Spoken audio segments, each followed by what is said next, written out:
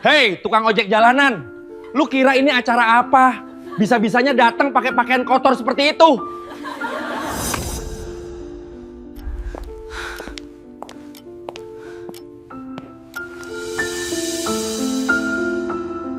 Assalamualaikum warahmatullahi wabarakatuh.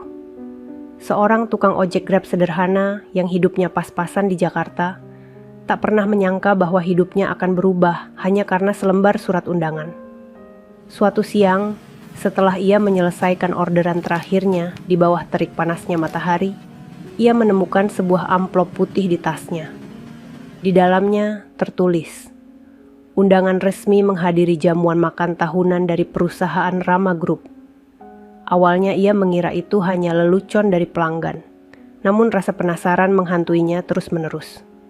Akhirnya, dengan jaketnya yang lusuh dan wajahnya yang masih kusam penuh keringat, karena sehabis ngojek, ia nekat datang menghadiri undangan tersebut, yang berada di sebuah gedung mewah di tengah kota Jakarta. Namun tak disangka, saat ia baru saja masuk ke dalam gedung mewah tersebut, ia langsung menjadi bahan tertawaan oleh para tamu yang berpakaian jas mahal di dalam gedung itu. "Ngaca dulu dong, sebelum masuk ruangan ini," kata salah satu pegawai, dan disambut hinaan dan tawa keras dari tamu-tamu lainnya. Ia hanya bisa diam dalam menanggapi tawa dan hinaan itu, sambil tetap menggenggam dengan erat undangan itu di tangannya. Hingga 2 menit kemudian, tiba-tiba suara langkah sepatu high heels bergema dari arah pintu masuk. Semua orang di gedung itu pun mendadak terdiam. Dari balik keramaian, muncul seorang wanita CEO muda, dengan tatapan tajam yang langsung membuat suasana seluruh ruangan membeku. Tanpa berkata apapun, seorang wanita CEO muda itu berjalan perlahan ke arah tukang ojek lusuh tersebut, dan di hadapan semua tamu undangan. Perempuan CEO muda itu tiba-tiba langsung mencium pipi pria tukang ojek lusuh tersebut. Siapa sebenarnya identitas tukang ojek lusuh yang tiba-tiba dicium oleh seorang wanita CEO itu? Hingga membuat seluruh tamu di dalam gedung yang sebelumnya menghina habis-habisan tukang ojek lusuh tersebut menjadi terdiam tanpa kata? Sahabat semuanya, sebelum kita mulai cerita ini, mari tuliskan di komentar, dari mana saja sahabat menonton cerita ini. Semoga yang subscribe channel Sudut Hikmah, kami doakan semoga dimudahkan segala urusannya, dilapangkan rezekinya, disehatkan badannya, dan dikabulkan segala hajat dunia akhirat oleh Allah Subhanahu wa Ta'ala. Amin ya Rabbal Alamin. Sekarang mari kita mulai ceritanya. Siang itu, matahari menggantung tinggi di langit Jakarta. Udara panas bercampur debu jalanan membuat tubuh Rafa terasa lengket. Jaket hijau lusuh yang selalu menemaninya kini basah oleh keringat. Motor tuanya berhenti di depan sebuah warung kecil tempat ia biasa meneguk air mineral sebelum pulang. Setelah menyelesaikan order terakhir, Rafa membuka tas di belakang motornya, hendak mencari uang receh. Tapi di dalamnya, ia menemukan sesuatu yang tak biasa. Sebuah amplop putih dengan tulisan rapi di bagian depan. Tangannya gemetar saat membuka amplop itu. Di dalamnya ada selembar kertas berstempel emas bertuliskan, undangan resmi menghadiri jamuan makan tahunan perusahaan Rama Group. Pakaian, sesuai keseharian Rafa mengerutkan kening. Rama Group, gumamnya pelan. Ia bahkan belum pernah mendengar nama perusahaan sebesar itu. Wajahnya tampak bingung, antara percaya dan tidak. Ia menatap surat itu berkali-kali, memastikan tidak ada nama lain tertulis selain namanya sendiri. "Jangan-jangan ini salah kirim," ucapnya lirih. Namun, ada sesuatu yang membuatnya tidak bisa membuang undangan itu begitu saja. Surat itu terasa penting, entah kenapa. Malamnya, di kontrakan kecil berukuran 3 kali 3 meter, Rafa duduk lama di tepi kasur sambil memandangi undangan itu. Kipas angin tuanya berderit, mengiringi pikirannya yang tak menentu. Ia membayangkan bagaimana kalau memang benar ia diundang. Tapi, untuk apa? Ia hanya tukang ojek biasa, yang hidup dari perjalanan ke perjalanan. Keesokan harinya, Rafa kembali berkeliling mencari penumpang. Namun pikirannya tak bisa tenang. Setiap kali melihat gedung-gedung tinggi di Jalan Sudirman, rasa penasarannya semakin besar. Hingga sore hari, ia memutuskan sesuatu yang bahkan membuatnya sendiri tak yakin. Ia akan datang. Kalau memang salah, ya paling disuruh pulang, katanya pada diri sendiri, mencoba menenangkan hatinya. Hari yang dinantikan tiba.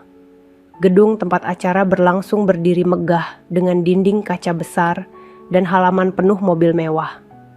Rafa berhenti di depan pagar, menatap takjub sambil menelan ludah.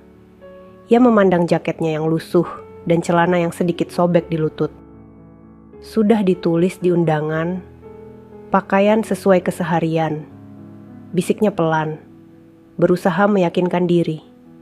Langkahnya terasa berat ketika ia berjalan menuju pos keamanan. Satpam yang berjaga menatapnya dengan tatapan tajam, dari ujung helm sampai sepatu yang berdebu. "Maaf, Mas mau kemana?" tanya satpam itu dengan nada curiga. Rafa mengeluarkan surat undangan dari saku jaketnya. "Saya diundang ke acara perusahaan ini," ucapnya pelan. Satpam itu menatap suratnya sekilas, lalu menatap Rafa lagi dengan dahi berkerut. Beberapa detik sunyi. Akhirnya, dengan wajah setengah tidak percaya, satpam itu memberi isyarat masuk.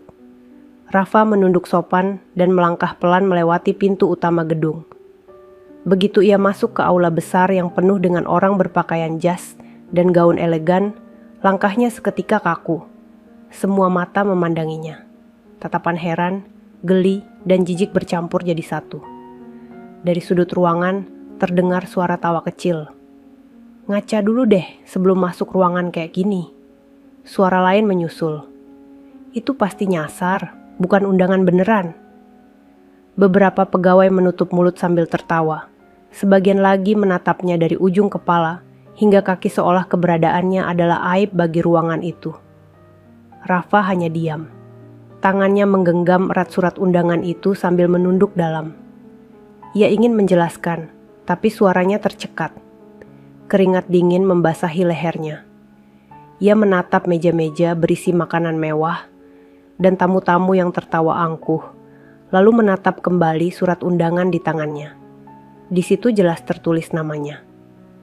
Rafa ia tahu, ia tidak salah tempat. Tapi mengapa semua orang memperlakukannya seperti pengganggu? Tepat saat ia hendak berbicara untuk membela diri, terdengar suara sepatu high heels dari arah pintu masuk. Suara itu menggema di ruangan besar dan membuat semua orang tiba-tiba diam. Langkah itu semakin dekat, pelan tapi pasti, menembus suasana yang membeku. Setiap detik, suara itu semakin jelas. Tap, tap, tap. Rafa menoleh perlahan. Semua orang yang tadi menertawakan kini menatap ke arah pintu. Wajah mereka berubah panik dan tegang. Dari balik cahaya ruangan, seorang wanita berpenampilan elegan muncul. Wajahnya tenang, rambutnya tersisir rapi, dan tatapannya menusuk. Rafa tidak mengenalnya, tapi dari bisik-bisik tamu yang mulai terdengar pelan, ia tahu. Wanita itu adalah Amanda Prasetya, CEO Rama Group. Wanita itu berjalan lurus ke arahnya. Langkahnya begitu mantap, membuat semua orang menahan napas. Rafa masih berdiri di tempatnya, tak tahu harus berbuat apa. Sampai akhirnya, Amanda berhenti tepat di depannya. Tanpa sepatah kata pun, ia menatap Rafa dengan mata yang sulit ditebak. Lalu dengan gerakan perlahan, Amanda mendekat dan mencium pipi Rafa di hadapan semua tamu. Suasana ruangan mendadak hening total. Semua orang terpaku. Rafa membeku, matanya membulat, dan seluruh tubuhnya gemetar. Ia tidak tahu apa yang sedang terjadi, atau siapa sebenarnya wanita ini. Tapi satu hal yang pasti, setelah ciuman itu, semua tatapan penghinaan yang tadi menujunya berubah menjadi tatapan kaget dan takut. Detik setelah bibir Amanda menyentuh pipi Rafa, aula seperti kehilangan suara. Musik pelan berhenti tanpa aba. Beberapa gelas masih menggantung di udara, tangan para tamu kaku di tempat. Rafa merasa telinganya berdenging. Napasnya pendek. Ia menatap Amanda, mencari penjelasan. Namun wanita itu tetap diam dengan paras setenang batu. Lalu bisik-bisik mulai pecah. Kenapa dia? Siapa sebenarnya orang itu? Tidak mungkin. Bisik-bisik berubah menjadi gumaman keras. Seorang pria berkacamata dengan name tag manager melangkah maju. Dialah Revan. Wajahnya tegang, rahangnya mengeras menahan marah. "Maaf Bu Amanda," ucapnya dengan nada menekan. "Tamu ini mengganggu acara perusahaan. Kami akan mengeluarkannya." Sekarang Amanda tidak menoleh. Ia hanya mengangkat tangan sedikit, memberi isyarat berhenti. Gerakan kecil itu cukup membuat Revan membeku. Rafa masih memegang undangannya. Tangannya bergetar. Ia memberanikan diri mengulurkan kertas itu. "Saya datang karena ini, Bu." Suaranya parau, namun jelas. "Tertera nama saya, Rafa." Pakaian sesuai keseharian Revan menyambar kertas itu, menatap stempel emas yang berkilat di bawah lampu. Ia tersenyum miring. Stempel bisa dipalsukan, dan undangan asli tidak pernah ditulis seperti ini. Beberapa pegawai mengangguk cepat, seolah butuh alasan untuk menutupi rasa malu mereka yang tadi menertawakan. Di barisan depan, Dania, sekretaris Amanda, menatap Rafa dengan wajah compang-camping antara iba dan ragu. Kedua tangannya memegang piring kecil yang bergetar halus. Rafa menunduk, rasa panas naik ke wajahnya. Ia bisa merasakan bekas debu di pipi, keringat di leher, dan tatapan orang-orang yang ingin menyingkirkannya. Namun di tengah serbuan rasa malu itu, ada satu hal yang menahannya untuk tidak lari. Ciuman tadi. Diamnya Amanda. Dan tatapan mata yang tidak merendahkan. Amanda melangkah setengah langkah ke depan, berdiri di antara Rafa dan kerumunan. Suaranya akhirnya terdengar, pelan tetapi tegas. "Tidak ada yang menyentuh tamu saya." Kalimat itu jatuh seperti palu. Ruangan kembali senyap. Revan menelan ludah. "Tamu ibu." "Ya." Dania menatap bosnya tak berkedip. "Apakah perlu saya panggil tim protokol?" "Tidak," jawab Amanda, tetap tenang. "Ada seseorang yang akan menjelaskan." Semua mata saling bertukar pandang. Siapa? Untuk apa? Mengapa? Namun Amanda tidak menambahkan satu kata pun. Ia menoleh pada Rafa. "Masuk lebih dalam. Berdiri di sisi saya." Rafa melangkah pelan, setengah tidak percaya. Kakinya terasa begitu berat, tetapi ia mengikuti arahan itu. Berdiri sejajar dengan Amanda, ia bisa merasakan dinding dingin di punggungnya dan panas lampu di wajahnya. Untuk pertama kalinya sejak datang, ia tidak lagi sendirian di tengah ruangan. Revan mencoba mencari pegangan. Ia menoleh ke barisan timnya. "Cek undangan cadangan di meja registrasi," perintahnya. "Cocokkan nomor seri." Dua pegawai tergopoh menuju meja depan. Sisa tamu menatap dengan napas tertahan. Sebagian berusaha menyusun ulang senyuman sopan yang terlanjur hancur. Di pojok, seorang satpam berdiri menunggu komando, namun tidak ada komando yang datang. Hanya lengking sendok menyentuh piring dan dengung pendingin ruangan. Beberapa menit berjalan lambat. Rafa menunduk, menatap telapak tangannya yang kotor oleh oli dan debu. Ciuman tadi terasa nyata, namun pikirannya menolak menerima apapun selain fakta-fakta kecil yang ia pahami. Ia tidak kenal Amanda. Ia tidak tahu mengapa diundang.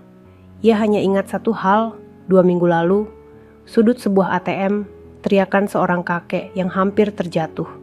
Tangan-tangan asing berusaha meraih dompet, dan dirinya yang spontan berlari. Semua seperti kilat, lalu hilang. Dania kembali ke depan dengan napas pendek. Nomor seri cocok. Surat itu asli gumaman meledak lagi. Kali ini bernada heran dan tidak nyaman. Revan menoleh tajam, namun Amanda mengangkat tangan, memutus laju kata-kata yang siap meluncur dari mulut manajer itu. "Terima kasih Dania," ujar Amanda datar. "Siapkan jalan." Rafa menatap Amanda. "Bu, saya sebenarnya."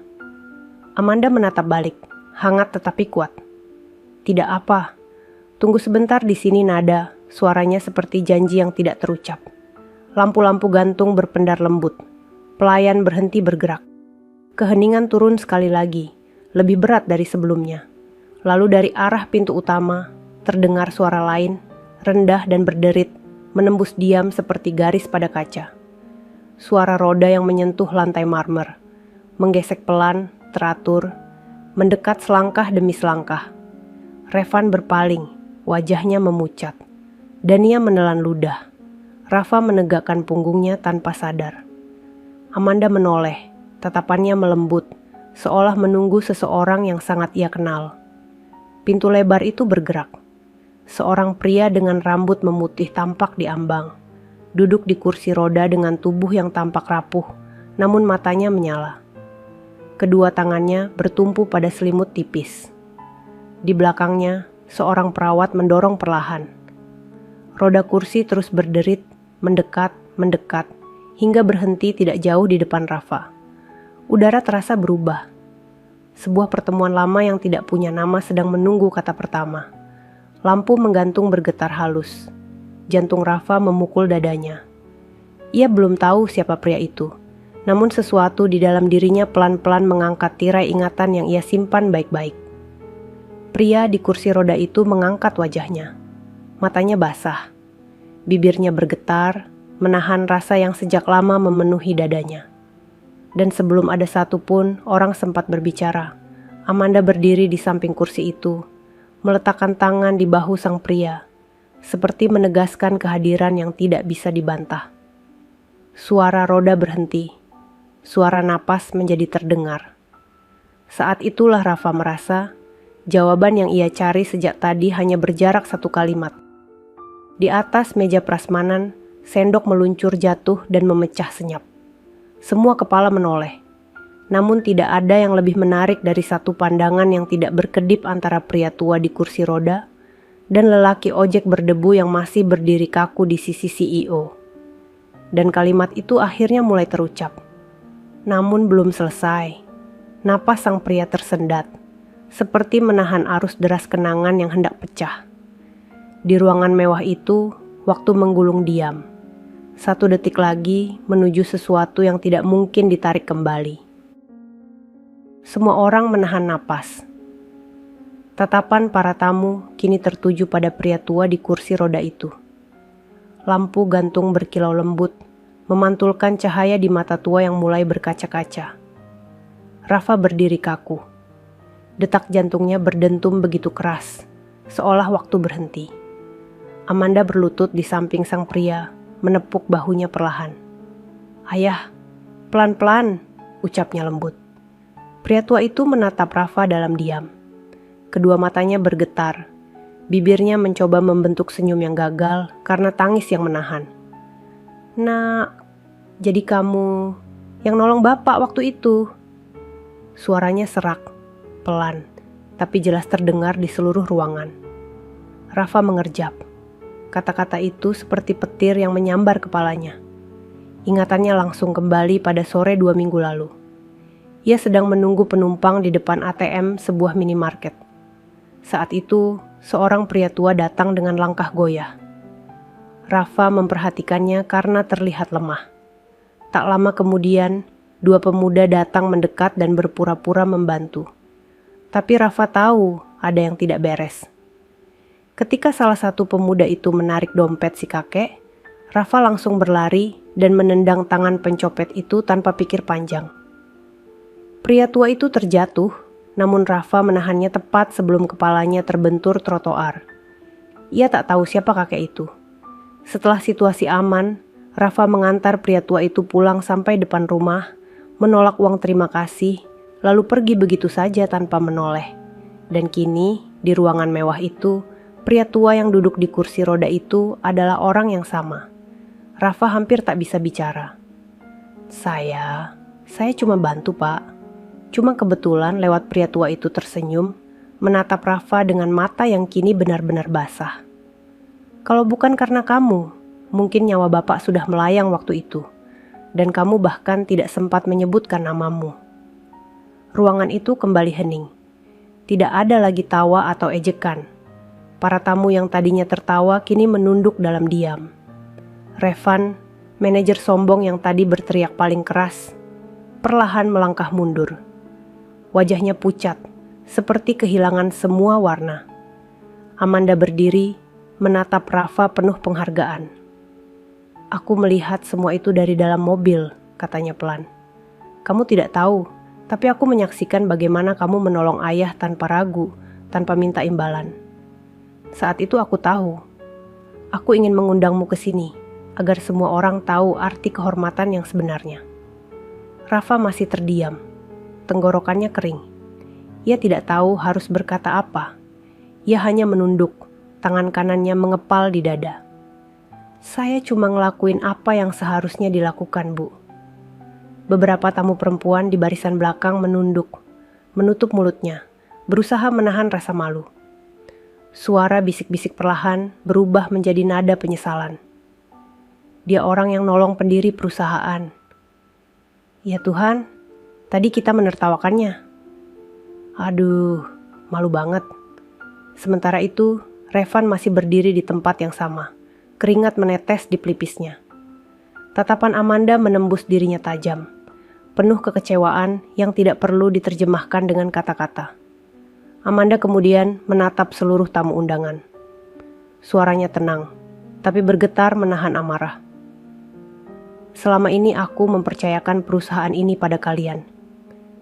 Tapi hari ini aku lihat sendiri, banyak yang kehilangan hati nurani.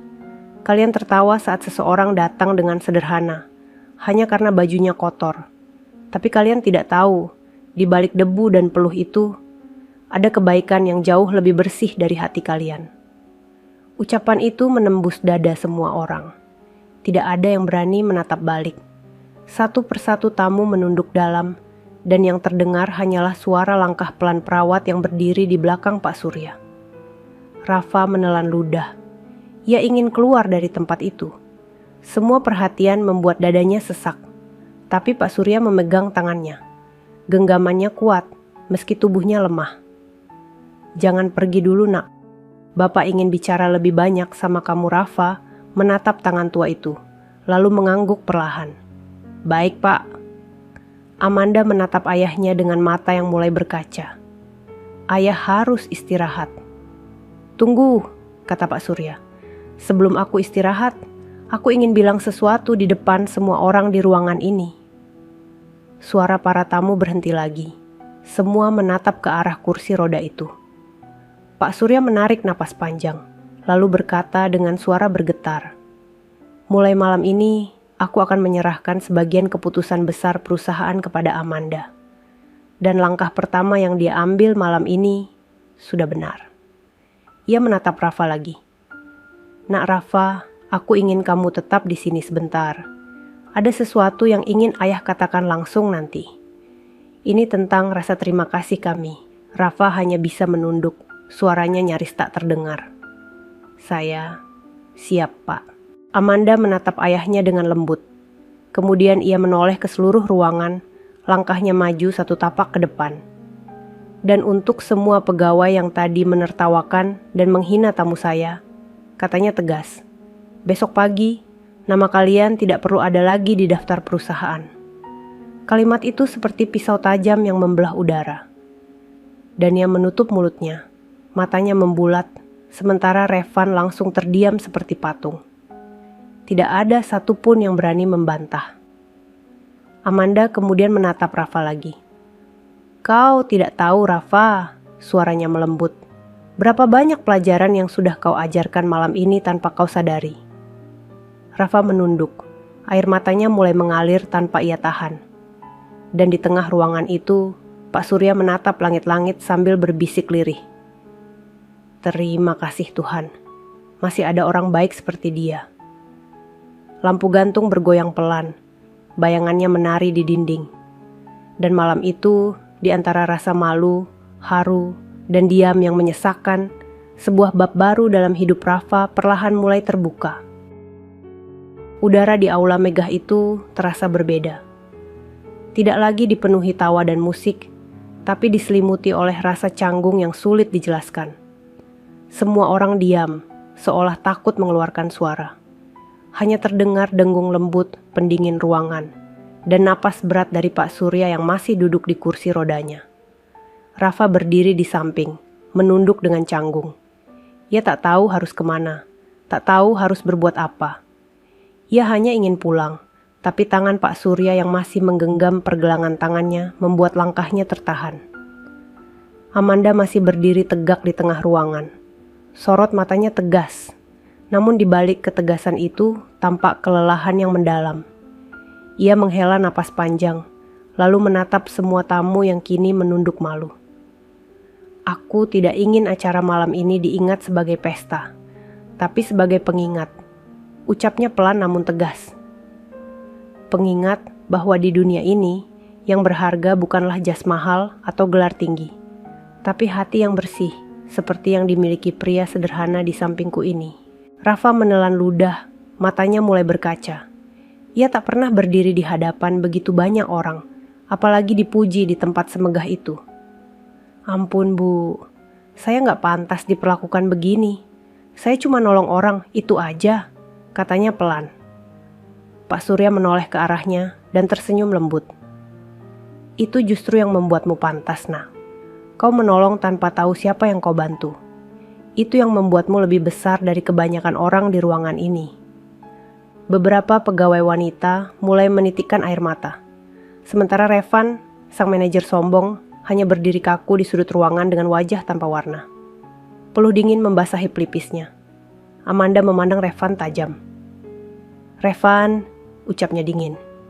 Revan spontan menegakkan tubuh. "Ya Bu," suaranya bergetar.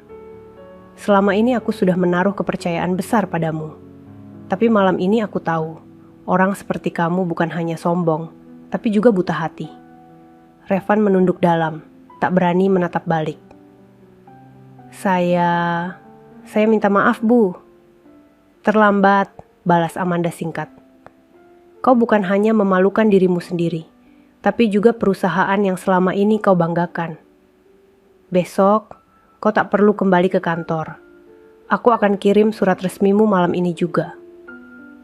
Kata-kata itu menutup nasib Revan seketika.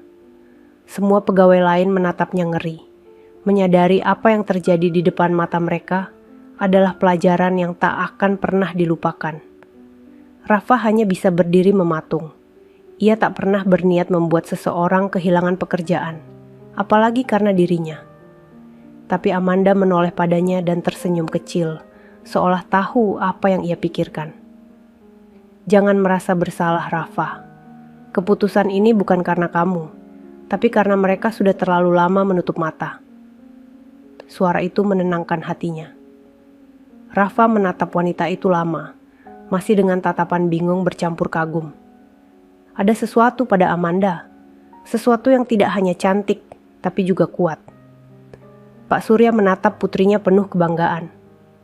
"Kau sudah jadi pemimpin sejati malam ini, Amanda," katanya dengan suara parau.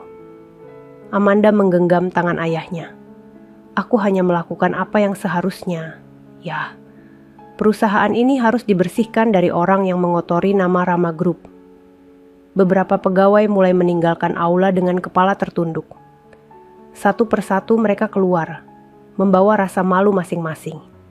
Suasana menjadi lebih tenang, lebih hangat. Rafa menatap langit-langit tinggi ruangan itu, lalu berbisik pelan. "Saya nggak nyangka bisa berdiri di tempat ini, Pak. Apalagi bareng orang-orang besar kayak Bapak dan Ibu Amanda." Pak Surya tersenyum. "Kau bukan orang kecil, Nak. Kau hanya belum sadar siapa dirimu sebenarnya." Ucapan itu membuat dada Rafa terasa hangat. Ia menatap pria tua itu, lalu mengangguk pelan. "Terima kasih, Pak." Amanda kemudian menatap jam di pergelangan tangannya. "Sudah malam. Ayah perlu istirahat," ia menoleh pada Rafa. "Kalau kau tidak keberatan, ikut kami sebentar ke ruangan belakang. Ada sesuatu yang ingin kami berikan." Rafa menatap Amanda dengan kaget. "Saya Bu." Amanda tersenyum lembut. "Ya." Mereka berjalan perlahan ke arah lorong belakang, meninggalkan aula yang kini hanya menyisakan aroma parfum mahal dan sisa hidangan yang belum tersentuh. Lorong itu sunyi, hanya terdengar langkah sepatu mereka di lantai marmer. Rafa berjalan di belakang, masih bingung kenapa hidupnya tiba-tiba berbelok secepat ini. Setelah beberapa langkah, Amanda membuka pintu sebuah ruangan kecil. Di dalamnya ada sofa coklat tua, rak berisi foto-foto keluarga, dan satu lukisan besar bergambar gedung Rama Group di masa awal berdirinya. Pak Surya didorong masuk oleh perawatnya, sementara Amanda duduk di seberang Rafa. Rafa menunduk sopan. "Saya masih nggak ngerti, Bu. Kenapa saya diundang ke sini?" Amanda menatapnya lekat-lekat. "Karena aku ingin menunjukkan kepada semua orang bahwa kebaikan tidak bisa dinilai dari tampilan luar. Dan karena ayah ingin berterima kasih secara langsung." Pak Surya mengangguk, lalu mengeluarkan sebuah map kecil dari pangkuannya. "Ini sedikit tanda terima kasih dari keluarga kami." Rafa terkejut. "Aduh, Pak, nggak usah, sungguh. Saya nolong Bapak karena memang sudah seharusnya." "Saya nggak mau dibayar." Pak Surya tersenyum lembut. "Ini bukan bayaran, Nak. Ini penghargaan." Rafa menatap map itu lama. Tangannya gemetar saat menerimanya. Ia belum sempat membuka, tapi hatinya sudah terasa penuh. Ia tidak tahu apa yang ada di dalam, tapi yang lebih penting, malam itu ia belajar sesuatu, bahwa kebaikan sekecil apapun, jika dilakukan tulus, akan kembali dengan cara yang tak pernah ia duga. Amanda memandangi Rafa dengan mata yang lembut, seolah ingin mengatakan sesuatu, namun menahan diri. "Besok pagi, datanglah lagi ke gedung ini. Aku ingin bicara soal sesuatu yang lebih besar." Rafa menatapnya bingung. "Sesuatu yang lebih besar?" Amanda tersenyum samar. "Kau akan tahu nanti." Rafa hanya mengangguk. Ia tidak tahu apa yang menantinya esok hari. Tapi entah kenapa, langkahnya saat meninggalkan ruangan itu terasa lebih ringan dari sebelumnya. Malam itu, di depan gedung megah yang mulai sepi, Rafa menatap langit. Hujan rintik mulai turun, mengenai wajahnya perlahan. Ia menarik napas panjang. "Ya Allah," bisiknya lirih. "Kalau ini mimpi, jangan bangunkan saya dulu." Pagi itu, matahari Jakarta baru saja naik di balik gedung-gedung tinggi. Jalanan mulai padat oleh kendaraan dan suara klakson bersahutan di udara. Di tengah keramaian itu, sebuah motor butut berwarna hijau melaju pelan, membawa Rafa yang masih mengenakan jaket lusuhnya. Semalam, ia nyaris tidak bisa tidur. Pikiran tentang apa yang terjadi di acara mewah itu terus berputar di kepalanya. Ciuman dari Amanda, tatapan haru Pak Surya, ejekan para pegawai, dan kata-kata "besok datang lagi" yang terngiang begitu jelas. Ia berhenti di depan gedung Rama Group yang menjulang gagah. Petugas keamanan yang kemarin menatapnya sinis, kini memberi hormat dengan sopan.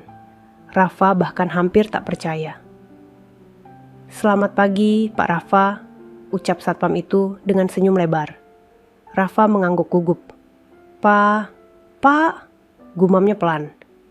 Ia bahkan tidak terbiasa dipanggil seperti itu.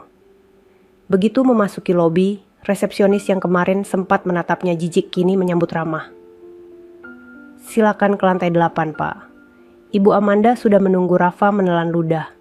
Ia baru pertama kali masuk lift kaca yang dindingnya memantulkan cahaya kota. Perasaannya campur aduk antara kagum dan takut salah langkah. Saat pintu lift terbuka, udara di lantai 8 terasa sejuk dan tenang. Dindingnya dihiasi lukisan-lukisan besar dan foto-foto lama perusahaan. Rafa melangkah perlahan, sampai akhirnya pintu ruang kerja Amanda terbuka. Amanda berdiri di dekat jendela besar yang menghadap ke kota. Ia mengenakan setelan hitam sederhana, tapi terlihat sangat berwibawa. Di sampingnya, Pak Surya duduk di kursi roda dengan wajah lebih segar dari semalam. "Selamat pagi, Rafa," sapa Amanda dengan senyum kecil. "Kau datang tepat waktu." Rafa menunduk sopan. "Maaf kalau saya kelihatan kikuk, Bu. Saya cuma belum pernah masuk ruangan sebesar ini." Amanda tersenyum. "Tenang saja. Di sini tidak ada yang lebih tinggi atau lebih rendah. Aku hanya ingin bicara." Dari hati ke hati Rafa berdiri dengan tangan di depan perut, menunduk hormat. Pak Surya menatapnya hangat.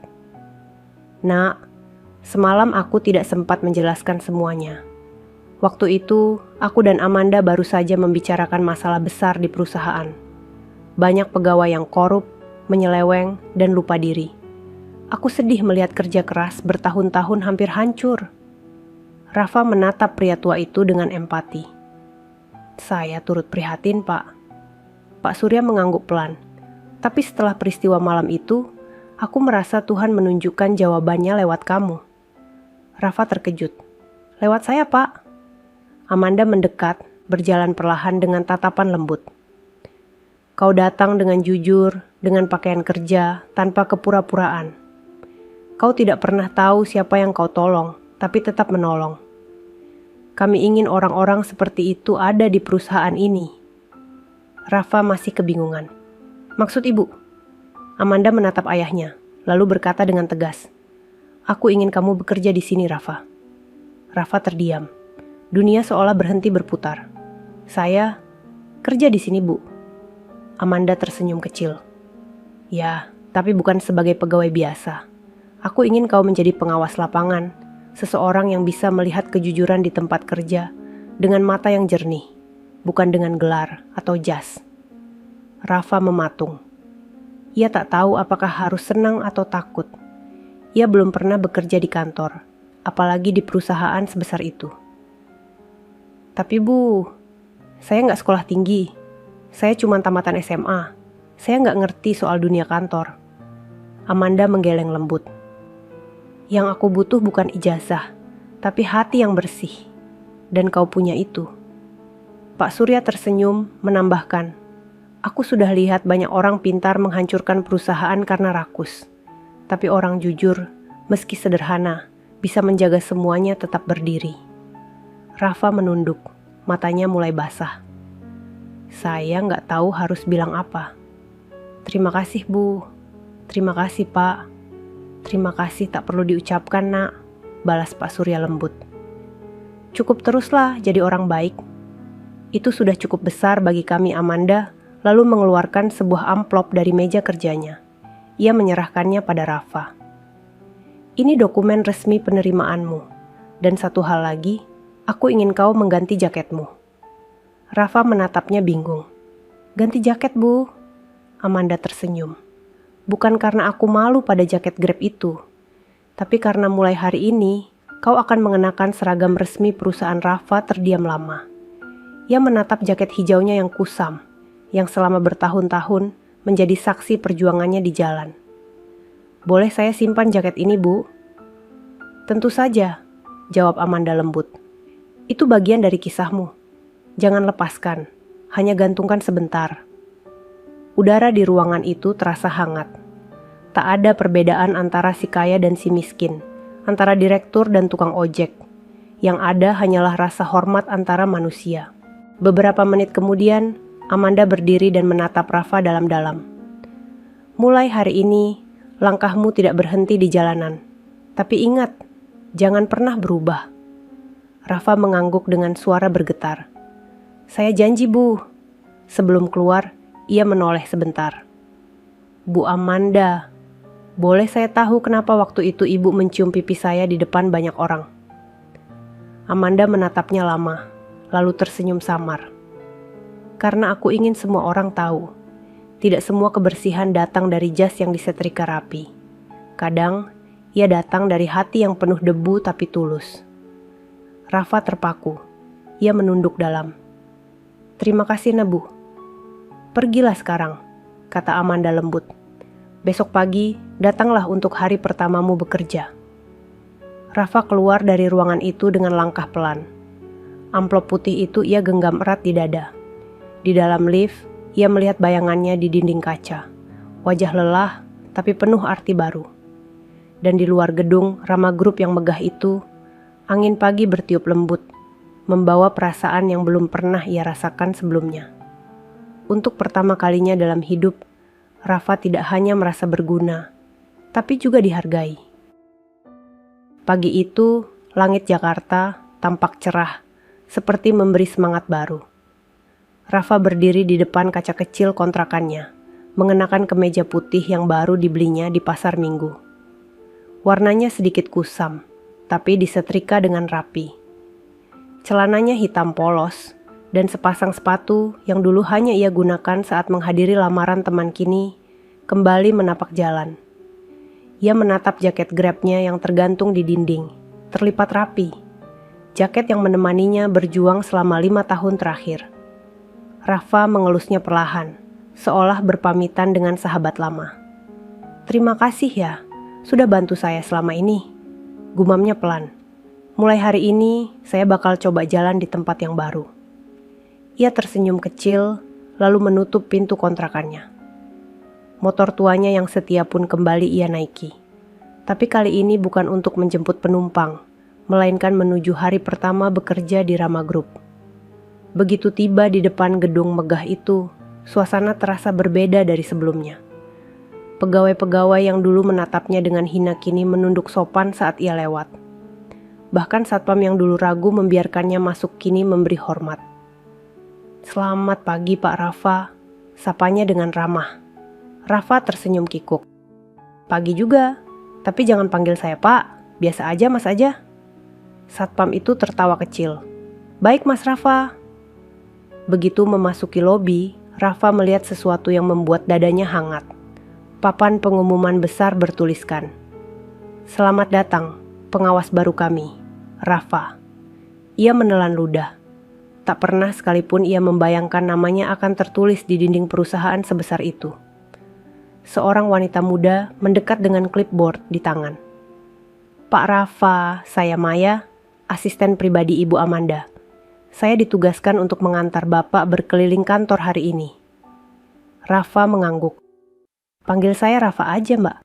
Saya belum biasa dipanggil Pak." Maya tersenyum lembut. "Baik Mas Rafa, mari saya antar." Mereka berjalan melewati lorong panjang berisi ruangan-ruangan berpendingin udara, komputer, dan karyawan yang sibuk bekerja. Rafa sempat melirik mereka. Beberapa orang yang mengenalnya dari malam sebelumnya menunduk canggung, bahkan ada yang menatapnya penuh rasa bersalah. Setiap langkah membuat hatinya bergetar. Dunia ini terasa begitu asing, bersih, tenang, dan penuh wangi parfum mahal. Tidak ada suara klakson, tidak ada panas matahari, tidak ada asap kendaraan. Tapi entah kenapa, jantung Rafa justru berdebar lebih cepat daripada saat ia di jalan. Maya berhenti di depan sebuah ruangan dengan tulisan Departemen Operasional Lapangan. "Ini ruang kerja Mas Rafa. Semua laporan pekerja lapangan akan masuk lewat sini. Ibu Amanda ingin Mas Rafa melihat langsung kondisi pekerja di bawah, menilai kejujuran mereka tanpa campur tangan manajer." Rafa mengangguk pelan. "Berarti saya yang harus keliling ke bawah, ya?" Maya mengiyakan. "Iya, betul. Ibu Amanda percaya mata Mas Rafa bisa melihat lebih jujur daripada laporan kertas." Rafa tersenyum tipis. "Baiklah, kalau gitu saya jalankan dengan sebaik-baiknya." Siang itu, Rafa memutuskan turun langsung ke lokasi proyek pembangunan gedung milik Rama Group di pinggiran kota. Udara panas, debu beterbangan, tapi di tempat seperti inilah ia merasa lebih hidup. Para pekerja lapangan menatapnya heran ketika ia datang tanpa sopir dan tanpa jas. Seorang mandor menghampiri. "Permisi, Bapak dari kantor pusat ya?" Rafa mengangguk, tapi senyumnya ramah. "Iya, saya Rafa. Tapi nggak usah panggil Bapak, panggil aja Mas." Mandor itu tertawa kecil. "Wah, baru kali ini saya ketemu orang kantor yang enggak malu sama debu." Rafa ikut tertawa. "Saya malah rindu debu, Mas. Dulu tiap hari hidup saya penuh sama ini." Ia berjalan mengelilingi lokasi proyek, memperhatikan para pekerja. Ada yang serius bekerja, tapi ada juga yang duduk di pojokan sambil bermain ponsel. Rafa mencatat semuanya dengan tenang. Ia tidak marah, tidak menegur. Ia hanya mengamati, mencoba memahami lebih dalam seperti apa dunia yang kini dipercayakan padanya. Saat istirahat siang, Rafa duduk di bawah pohon dengan para pekerja. Mereka makan nasi bungkus, sementara Rafa membuka bekal sederhana dari kantin. Seorang pekerja bertanya, "Mas, katanya dari kantor pusat ya? Kok makan bareng kami?" Rafa tersenyum. Karena saya juga dulu kerja di jalanan. Sama aja, yang penting nasi masuk, bukan gengsi. Semua tertawa. Dalam tawa itu, Rafa merasakan kehangatan yang ia rindukan. Ia tahu, di balik seragamnya yang baru, ia tetap orang yang sama. Sore harinya, ketika ia kembali ke kantor, Amanda menunggunya di ruangannya. "Bagaimana hari pertamamu?" tanya Amanda lembut. Rafa tersenyum lelah. "Capek, tapi senang, Bu. Saya ketemu banyak orang baik, tapi juga beberapa yang kelihatannya cuma pura-pura kerja." Amanda menatapnya dengan tatapan puas. "Bagus, catat semuanya. Aku ingin tahu siapa yang benar-benar bekerja dan siapa yang hanya pandai bicara." Pak Surya yang kebetulan ikut duduk di ruang itu tersenyum. "Nah, kalau suatu hari nanti kamu lelah, ingat satu hal. Orang baik di tempat salah tetap akan bersinar. Dan kamu sudah buktikan itu." Rafa menunduk dalam. Kata-kata itu terasa seperti doa. Sebelum ia keluar dari ruangan, Amanda menatapnya sekali lagi. "Teruslah jadi dirimu, Rafa. Dunia ini butuh lebih banyak orang yang seperti kamu." Rafa mengangguk. "Saya janji, Bu. Saya nggak akan berubah." Dan malam itu, saat ia mengendarai motornya pulang, langit tampak memerah di ujung barat. Ia menatap cermin spion dan melihat bayangan dirinya sendiri. Bukan lagi tukang ojek lusuh, tapi seseorang yang baru saja diberi kepercayaan untuk mengubah dunia kecilnya. Namun tanpa ia sadari, perubahan besar berikutnya sudah menunggu di depan. Sebuah rahasia lama di balik perusahaan itu perlahan mulai terkuak, dan Rafa akan menjadi saksi dari semuanya. Sudah seminggu Rafa bekerja di Rama Group. Setiap hari ia datang pagi, menyapa satpam, petugas kebersihan, hingga resepsionis yang dulu pernah menertawakannya. Ia berkeliling ke berbagai lokasi proyek, mencatat laporan kerja, memeriksa jadwal, dan memastikan semua karyawan bekerja sesuai aturan. Meski sederhana, caranya memimpin berbeda. Ia tidak pernah memarahi orang di depan umum, tapi menegur dengan lembut di waktu yang tepat. Karena itu, banyak pegawai lapangan mulai menyukainya. Mereka merasa dihargai, bahkan oleh orang yang dulu mereka kira hanya tamu aneh yang tersesat di acara makan malam. Namun di balik semua perubahan itu, ada satu hal yang mulai terasa janggal. Rafa mulai menyadari sesuatu di dalam perusahaan itu tidak berjalan sebagaimana mestinya. Suatu siang, ketika ia sedang meninjau gudang logistik, ia menemukan laporan pengeluaran barang yang tidak cocok dengan kondisi sebenarnya. "Mas, ini data pengiriman semen minggu lalu," kata seorang staf logistik sambil menyerahkan berkas. Rafa menatap kertas itu sebentar, lalu memandang tumpukan semen di belakang gudang.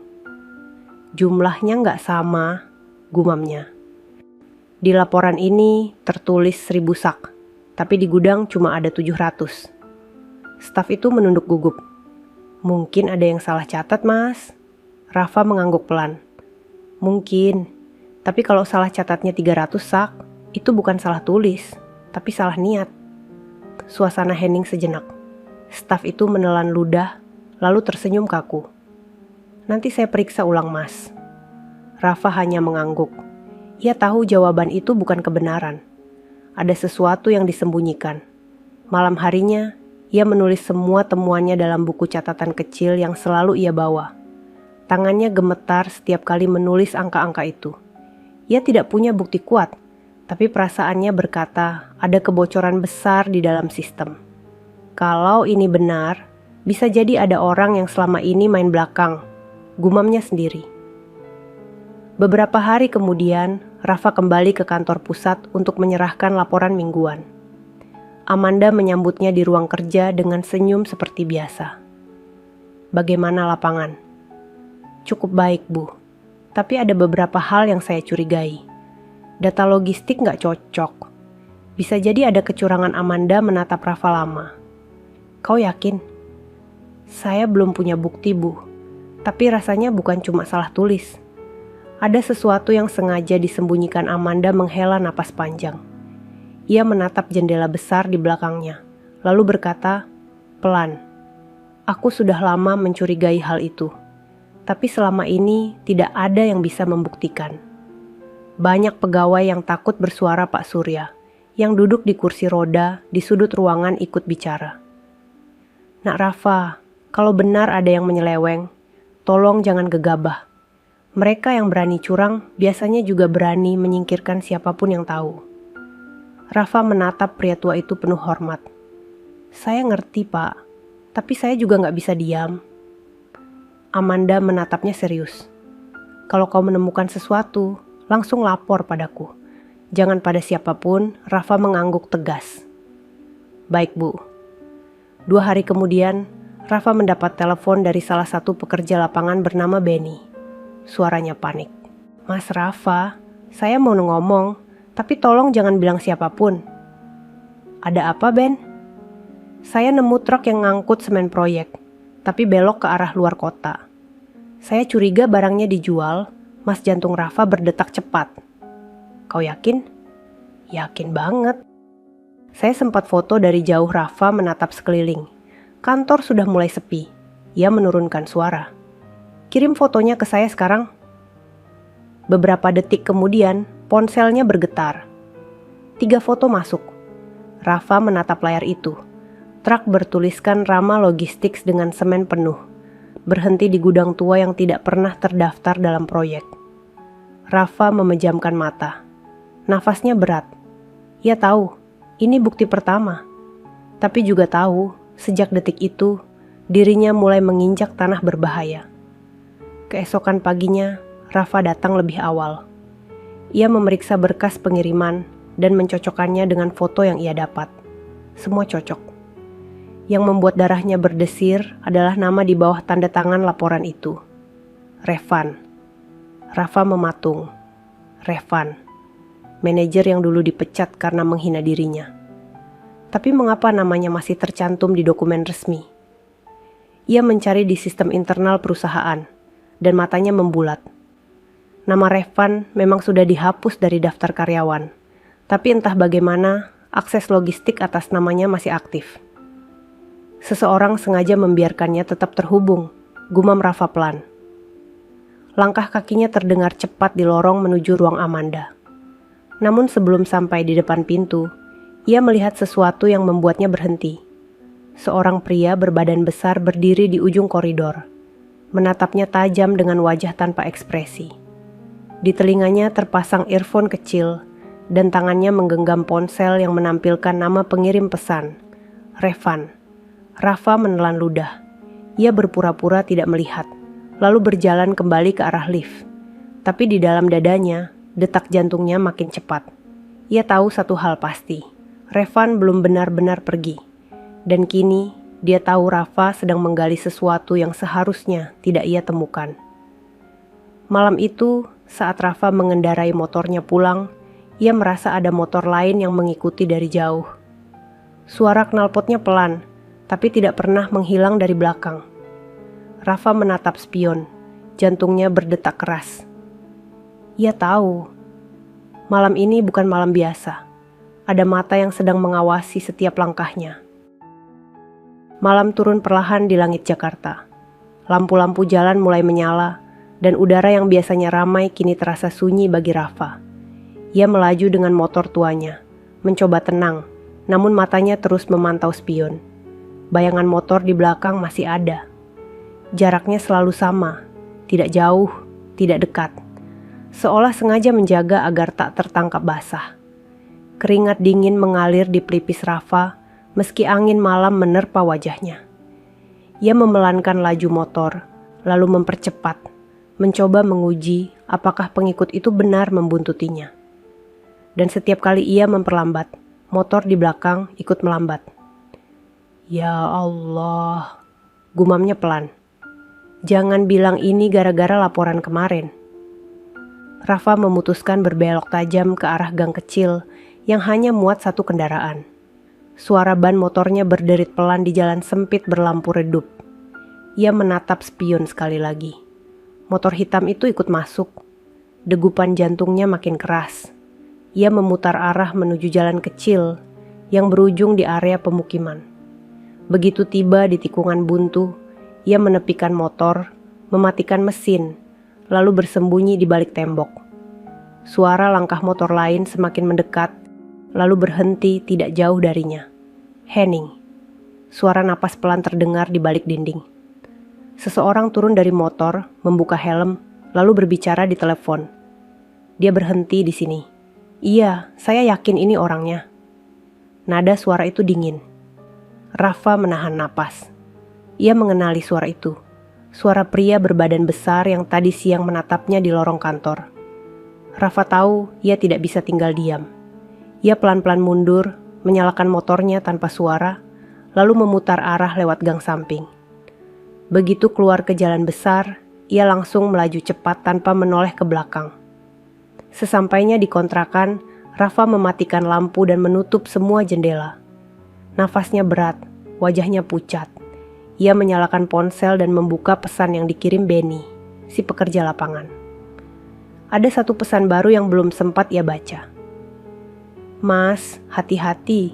Kayaknya mereka tahu foto yang saya kirim ke Mas. Rafa tertegun. Ia menatap layar itu lama, lalu mengetik cepat. Kau di mana sekarang, Ben? Tidak ada balasan. Ia menunggu 5 menit, 10 menit. Hingga akhirnya mengetik lagi. Ben, tolong balas. Kau aman kan? Masih sunyi. Dan di luar, dari celah jendela, Rafa melihat bayangan motor hitam berhenti di seberang jalan. Lampunya dimatikan. Rafa mundur perlahan dari jendela. Matanya mulai panas. Mereka sudah tahu, bisiknya gemetar. Keesokan paginya, Rafa datang ke kantor lebih awal dari biasanya. Ia langsung menuju ruang Amanda, tapi resepsionis mengatakan sang CEO sedang rapat penting di lantai atas. Rafa menunggu di ruang kerja sementara, namun pikirannya terus berputar.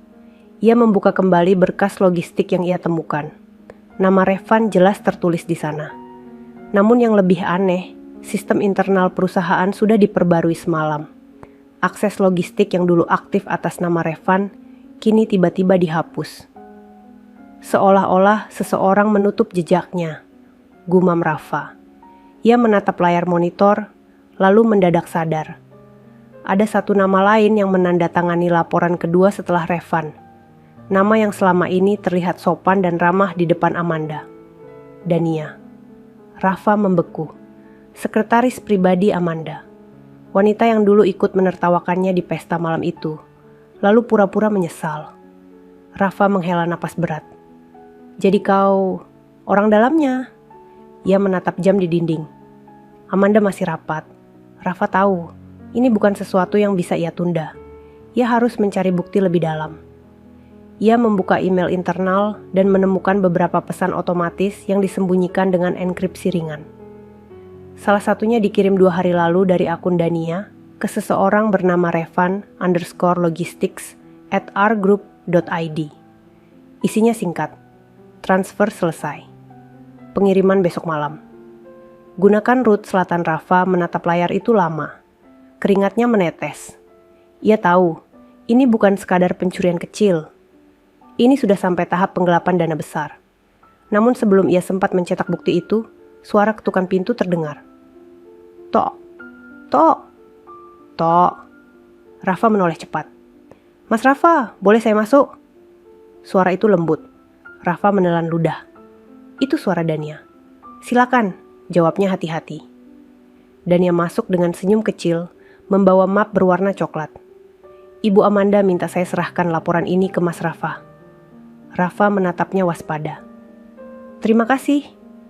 Dania menatapnya dalam-dalam, lalu menunduk sedikit. Mas, saya dengar Mas suka keliling proyek ya? Ah ya, jawab Rafa pendek. Bagus, katanya sambil tersenyum. Kalau begitu nanti malam ikut saya ke proyek barat. Ibu Amanda ingin Mas lihat langsung lokasi baru. Nada suaranya terdengar lembut, tapi ada sesuatu di balik matanya. Sesuatu yang membuat Rafa tidak tenang. Dania menambahkan, kita berangkat jam 8 malam. Saya jemput di depan kantor. Setelah ia keluar, Rafa menatap pintu yang menutup pelan. Tangannya menggenggam map coklat itu erat. Ia tahu, ini jebakan. Tapi jika ia tidak datang, ia tidak akan pernah tahu seberapa dalam permainan kotor ini berjalan. Rafa menarik napas panjang. Kalau ini memang perang, saya nggak boleh takut. Ia menatap langit-langit kantor, lalu berbisik lirih. Ya Allah, lindungi saya malam ini. Malamnya, pukul 8 tepat, Rafa berdiri di depan gedung Rama Group. Jalanan sudah sepi, hanya lampu kota yang masih menyala di kejauhan. Sebuah mobil hitam berhenti di depannya. Dan ia turun dari kursi kemudi, senyumnya samar. "Ayo mas," ucapnya pelan. "Kita ke lokasi proyek barat." Rafa membuka pintu mobil. Namun begitu ia duduk, tatapannya jatuh pada kaca spion tengah. Di sana, ia melihat pantulan dua pria berpakaian hitam duduk di kursi belakang. Wajah mereka datar. Mata menatap lurus ke depan. Rafa menatap Dania sebentar. "Proyek barat ya?" Dania tersenyum tanpa menjawab. Dan di detik itu, Rafa tahu. Malam ini bukan perjalanan kerja. Ini perjalanan menuju kebenaran. Atau mungkin sesuatu yang jauh lebih gelap dari yang pernah ia bayangkan. Mobil hitam itu melaju pelan menembus jalanan Jakarta yang mulai sepi. Lampu kota memantul di kaca, menggambar garis-garis cahaya di wajah Rafa yang diam, mematung di kursi depan. Ia menatap keluar jendela, berusaha tenang, meski pikirannya dipenuhi pertanyaan. Dania di sampingnya tampak tenang, terlalu tenang. Kedua tangannya menggenggam kemudi dengan lembut, wajahnya sesekali tersenyum tipis tanpa alasan. Di kaca spion tengah, dua pria berbadan besar duduk tegap di belakang, tanpa suara, seperti patung. Rafa menelan ludah. "Kita ke proyek barat kan?" Suaranya rendah, nyaris tak terdengar. "Iya," jawab Dania cepat, tapi matanya tidak menatap Rafa. "Proyek baru, Ibu Amanda minta kau lihat langsung kondisi di sana." Namun nada bicaranya tak punya ketulusan. Rafa bisa merasakannya. Instingnya yang tajam sejak di jalanan menuntunnya untuk tidak percaya begitu saja. Ia memperhatikan jalanan. Mobil tidak menuju ke arah barat seperti yang dikatakan. Ia hafal rute itu, karena dulu sering mengantar penumpang ke kawasan tersebut. Mereka justru bergerak ke arah selatan, ke daerah industri yang sudah lama terbengkalai. Hening panjang memenuhi kabin mobil. Hanya terdengar suara mesin dan detak jantung Rafa yang berdentum keras. Setelah hampir 30 menit perjalanan, mobil itu berbelok ke jalan kecil yang gelap. Di kanan kiri hanya ada pepohonan dan bangunan kosong. Lampu jalan tidak banyak, hanya sinar bulan yang menerobos di sela dedaunan. Rafa menatap sekeliling. "Dania," suaranya pelan tapi tegas. "Kau yakin ini jalannya?" Dania tersenyum samar. Matanya tetap menatap ke depan. "Tenang aja mas, aku tahu kemana harus pergi." Senyuman itu membuat dada Rafa terasa berat. Ia tahu, ini bukan lagi tentang pekerjaan. Ini tentang sesuatu yang jauh lebih berbahaya. Beberapa menit kemudian, mobil berhenti di depan gudang besar yang tampak tua dan berdebu. Dindingnya sudah berlumut, dan pintu besinya setengah terbuka. Dua pria di belakang turun lebih dulu, lalu membuka pintu untuk Rafa dan Dania. "Silakan masuk mas," ucap Dania dengan nada lembut. Rafa berpura-pura santai. "Ini gudang proyek juga?" Dania hanya mengangguk tanpa menjawab lebih jauh. Begitu mereka masuk, bau besi karat dan minyak solar menyeruak kuat. Lampu gudang hanya satu yang menyala di tengah, memantulkan bayangan panjang ke arah mereka. Di sudut ruangan, Rafa melihat tumpukan karung semen bertuliskan Rama Group. Tapi sebagian sudah rusak, sebagian lagi jelas-jelas kosong. "Jadi benar," gumamnya pelan. "Ini tempat mereka buang hasil curian itu." Sebelum sempat melangkah lebih jauh, suara langkah kaki berat terdengar dari arah belakang. Dari balik kegelapan, muncul sosok yang wajahnya tidak asing bagi Rafa. Revan. Ia berdiri dengan senyum miring, menepuk tangan perlahan. "Bagus, aku sudah duga kau bakal ikut ke sini." Rafa menatapnya tajam. "Aku pikir kau sudah dipecat." Revan tertawa pelan. "Dipecat?" Tidak ada yang bisa memecat aku dari tempat yang kubangun sendiri. Aku yang buat sistem logistik itu. Tanpa aku, perusahaan itu lumpuh. Rafa mengepalkan tangan. Jadi, selama ini kau yang nyuri barang dari proyek? Revan mendekat. Wajahnya berubah dingin. Bukan nyuri, Rafa. Aku cuma mengambil kembali apa yang harusnya jadi bagianku. Bagianku? Rafa mengulang dengan nada rendah. Revan menghela napas. Kau gak ngerti ya? Perusahaan itu kaya karena aku.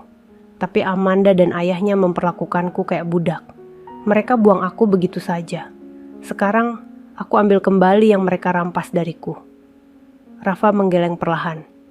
Yang dirampas dari kau itu bukan harta, tapi kehormatan. Karena kau sendiri yang jual murah dengan keserakahanmu. Revan tertawa lagi, tapi kali ini lebih keras. Kau pikir kata-kata seperti itu bisa menghentikan aku? Ia menoleh pada dua pria di belakang. Ambil ponselnya, jangan biarkan dia bawa bukti. Dua pria itu maju. Rafa mundur perlahan, langkahnya ringan, matanya terus mencari celah keluar. Begitu satu dari mereka meraih bahunya, Rafa menepis cepat dan menendang tong logam di sampingnya. Suara dentuman keras memantul di seluruh ruangan. Seketika, lampu di gudang padam. Gelap total. Cepat nyalain lampunya, teriak Revan. Dalam kegelapan itu, Rafa berlari ke arah pintu samping. Nafasnya memburu. Ia tahu satu hal. Kalau sampai tertangkap, hidupnya bisa berakhir malam itu juga. Ia berhasil keluar dari gudang, menabrak tumpukan karung dan jatuh ke tanah. Luka di lengannya perih, tapi ia terus berlari ke arah motor yang terparkir di luar pagar. Suara langkah para pria itu kini mengejar di belakang. Begitu motornya menyala, Rafa langsung melaju sekuat tenaga. Ban motornya memercik lumpur di jalan tanah. Dari spion, ia melihat cahaya senter menembus kegelapan. Diikuti suara teriakan Revan yang marah. Kejar dia, jangan biarkan hidup-hidup. Rafa menggigit bibirnya kuat. Angin malam menghantam wajahnya. Ia melaju tanpa arah, hanya mengikuti naluri. Beberapa menit kemudian, ia berhasil keluar ke jalan raya. Lampu mobil-mobil lewat memantul di wajahnya yang berkeringat. Dadanya terasa sesak, tapi pikirannya tetap fokus. Ia harus selamat, dan ia harus memberitahu Amanda secepatnya. Namun di tengah kecepatan itu, ponselnya bergetar. Sebuah pesan masuk. Dari nomor tak dikenal. Kalau kau masih hidup sampai pagi, semua orang di Rama Group akan tahu rahasia yang tidak seharusnya mereka tahu. Rafa menggenggam ponselnya kuat-kuat, lalu menatap jalan di depannya. Matanya tajam, suaranya lirih tapi tegas. Kalau ini perang, aku gak akan mundur. Dan di balik langit malam yang sunyi, lampu kota tampak jauh di depan, seperti sinar kecil yang masih menyala, menunggu Rafa menemukan kebenaran sepenuhnya. Namun ia tahu, mulai malam ini, hidupnya tidak akan pernah sama lagi. Fajar baru saja merekah saat Rafa tiba di depan gedung Rama Group. Bajunya kotor, wajahnya pucat, dan napasnya masih berat. Satpam yang berjaga terkejut melihat keadaannya. Mas Rafa, kenapa? Ada apa ini? Rafa hanya menggeleng cepat. Saya harus ketemu Bu Amanda. Sekarang tanpa menunggu izin, ia langsung menuju lift.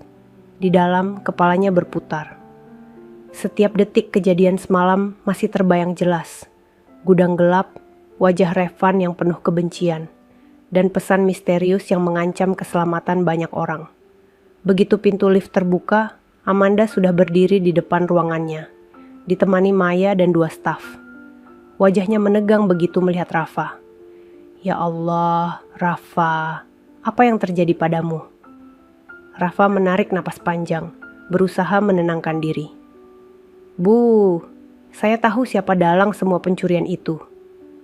Amanda mempersilakannya masuk ke ruang rapat kecil. Pintu ditutup rapat. Pak Surya yang sudah duduk di kursi rodanya menatap cemas. Ceritakan dari awal, Nak. Rafa menatap mereka satu persatu, lalu berkata pelan tapi tegas. Semalam Dania menjemput saya. Katanya mau ke proyek barat, tapi ternyata kami dibawa ke gudang tua. Di sana saya lihat tumpukan semen dan bahan bangunan dari proyek Rama Group. Semuanya dicuri. Dan orang yang saya temui di sana adalah Revan. Amanda tertegun. Revan? Tapi dia sudah kami pecat berbulan-bulan lalu. Rafa mengangguk. Iya, tapi dia masih punya akses ke sistem logistik. Dan yang bantu dia. Dania Maya menutup mulutnya syok. Dania, sekretaris pribadi ibu. Amanda menatap meja, wajahnya muram. Aku percaya penuh padanya. Pak Surya menepuk meja pelan. Aku sudah menduga ada orang dalam yang membantu.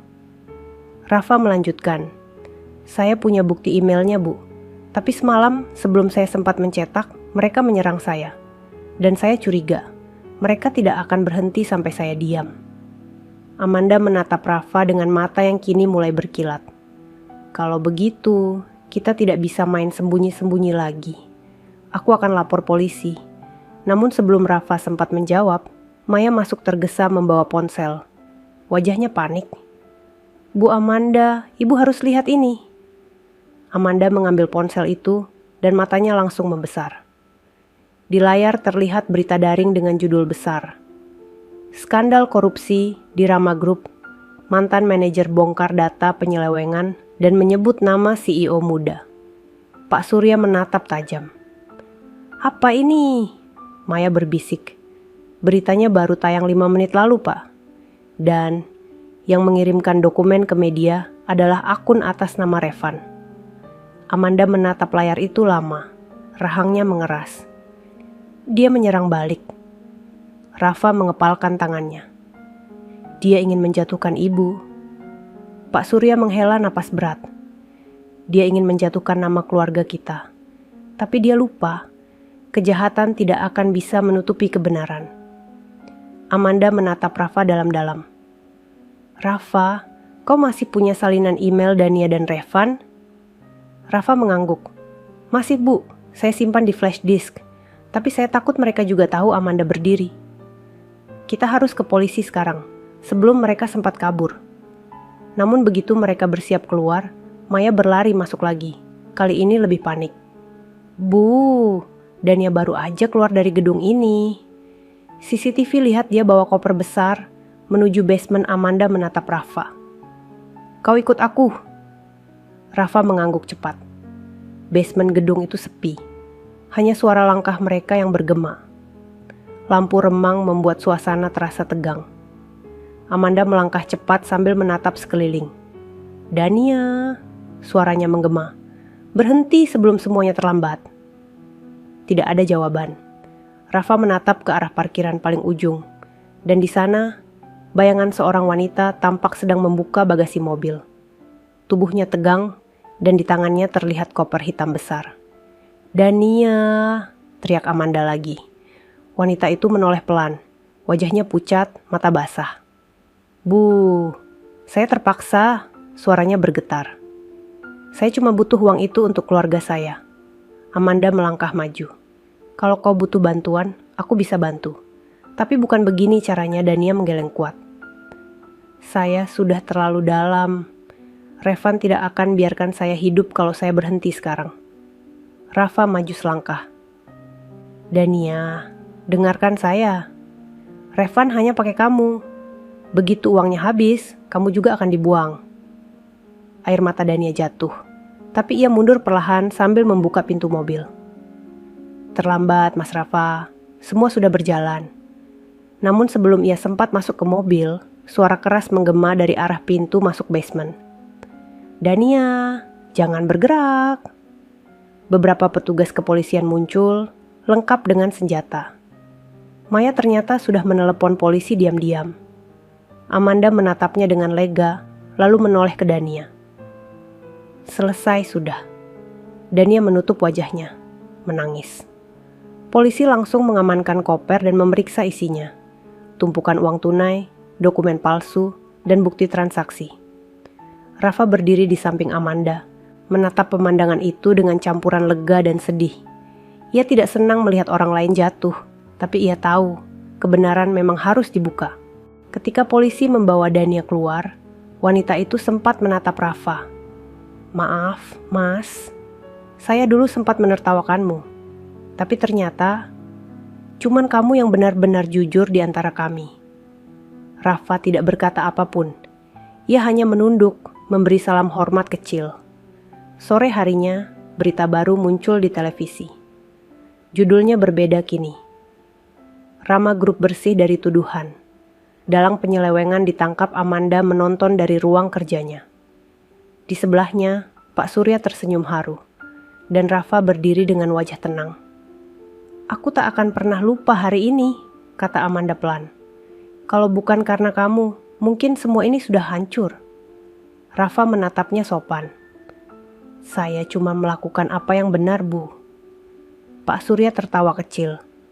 Dan itulah kenapa kamu dibutuhkan di sini. Amanda menatapnya lama, matanya lembut tapi kuat. Rafa, mulai hari ini, kamu bukan hanya pengawas lapangan. Aku ingin kamu jadi kepala operasional seluruh proyek. Rafa terdiam. Suaranya bergetar. Bu, saya tidak pantas. Amanda menggeleng.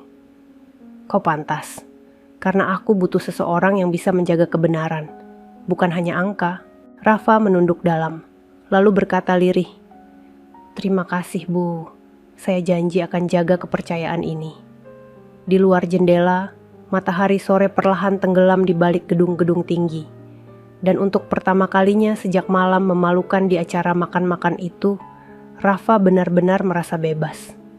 Bukan hanya dari hinaan, tapi juga dari rasa kecil yang dulu melekat di dirinya. Namun di balik langit sore yang tenang itu, sesuatu yang belum selesai masih bersembunyi. Karena jauh di tempat lain, seseorang sedang menatap layar berita sambil tersenyum sinis. Dan di tangannya, sebuah ponsel bergetar menampilkan pesan baru. Rafa sudah tahu semua. Waktunya kita mulai tahap kedua. Nama pengirimnya, Revan. Langit malam menutupi Jakarta dengan warna biru tua yang pekat. Lampu-lampu kota memantul di jendela tinggi Rama Group, tapi di dalam ruangan kerja Amanda, suasananya justru dingin dan tegang. Rafa berdiri di dekat jendela, menatap gemerlap lampu yang terasa asing. Ia memegang laporan baru di tangannya, tapi pikirannya melayang ke pesan terakhir yang sempat ia lihat di ponselnya semalam. Pesan dari nomor tak dikenal, yang berisi ancaman singkat. Permainan belum berakhir. Pesan itu membuatnya tidak bisa tidur semalaman. Meskipun Revan dan Dania sudah tertangkap, Rafa merasa ada sesuatu yang belum selesai. Seolah ada bayangan lain yang masih bersembunyi di balik dinding perusahaan ini. Amanda masuk ke ruangan sambil membawa secangkir kopi. Kau belum pulang juga? Tanyanya lembut. Rafa menoleh pelan. Belum, Bu. Saya merasa masih ada yang belum beres. Amanda duduk di kursinya, menatap Rafa dengan tatapan lelah namun tenang. Kau takut Revan masih beraksi? Rafa mengangguk pelan. Saya yakin dia belum menyerah, Bu. Orang seperti dia tidak akan diam setelah rencananya gagal. Amanda menatap kosong ke arah jendela. Kau tahu, Rafa, dunia bisnis ini tidak hanya tentang uang, tapi juga tentang dendam. Kadang orang lebih rela kehilangan segalanya, asalkan orang lain ikut jatuh. Rafa menatap Amanda, menimbang setiap kata itu. Kalau begitu, kita harus siap, Bu. Amanda tersenyum tipis. Aku sudah siap sejak lama. Tapi sekarang aku tidak sendirian. Ucapan itu membuat Rafa menunduk hormat. Saya akan jaga perusahaan ini seperti milik saya sendiri. Amanda menatapnya lama, lalu berkata, pelan, itulah kenapa aku mempercayakan semuanya padamu. Keesokan harinya, Rafa turun langsung ke proyek pusat di daerah pelabuhan. Ia ingin memastikan tidak ada sisa-sisa jaringan Revan yang masih beroperasi. Namun di tengah pemeriksaannya, seorang pekerja datang tergesa. Mas Rafa, ada surat buat Mas. Diantar kurir pagi ini, katanya pribadi Rafa mengernyit. Dari siapa? Katanya dari Pak Surya. Rafa menerima amplop putih itu dan membukanya. Di dalamnya hanya ada selembar kertas dengan tulisan tangan rapi. Nak Rafa, tolong temui Bapak sore ini di rumah. Ada hal penting yang harus kau tahu. Rafa tersenyum kecil. Ia memang sudah lama tidak berbincang pribadi dengan Pak Surya sejak kejadian itu. "Baik, nanti sore saya ke sana," katanya pelan. Rumah Pak Surya terletak di pinggir kota, dikelilingi pohon besar dan taman kecil yang tenang. Saat Rafa tiba, langit sudah berwarna jingga. Udara sore membawa aroma tanah basah setelah hujan ringan. Namun ketika Rafa mengetuk pintu, yang membukakan bukan Pak Surya, melainkan perawat yang selalu menemaninya. Wajah perawat itu tampak cemas. "Pak Surya sedang istirahat, Mas. Tapi sebelum tidur, beliau titipkan surat untuk Mas Rafa terkejut." "Surat lagi?" Perawat itu mengangguk, lalu menyerahkan amplop kecil. Beliau bilang, "Kalau Mas Rafa datang, jangan buka surat ini di sini." Bacalah di tempat yang sepi. Perasaan aneh muncul di dada Rafa. Ia mengucapkan terima kasih dan pamit pulang. Di perjalanan, hujan mulai turun lagi, membuat jalanan licin dan basah. Saat berhenti di bawah jembatan untuk berteduh, Rafa memutuskan membuka surat itu. Tulisannya rapi, tapi kali ini berbeda, lebih cepat, seperti ditulis terburu-buru. "Nak Rafa, kalau kau membaca surat ini, berarti aku sudah tahu siapa pengkhianat terakhir di perusahaan. Aku tidak bisa menuliskannya langsung, karena terlalu berbahaya. Datanglah ke gudang lama di Pelabuhan Utara malam ini. Jangan bilang siapapun, bahkan Amanda." Rafa terdiam. Hujan makin deras, mengguyur motor dan jalan di depannya. Kata-kata terakhir di surat itu seperti mengiris dadanya. Mengapa Pak Surya tidak memberitahunya langsung? Dan kenapa harus disembunyikan dari Amanda? Ia menatap surat itu lama, lalu menggenggamnya erat. Kalau Pak Surya percaya, saya nggak akan diam. Tanpa berpikir panjang, Rafa menyalakan motornya dan melaju menembus hujan deras. Petir menyambar di langit, sementara air menetes dari ujung helmnya. Jalan menuju pelabuhan semakin sepi, hanya ada suara ombak yang bergemuruh di kejauhan. Begitu tiba di dekat gudang yang dimaksud, Rafa mematikan mesin motornya.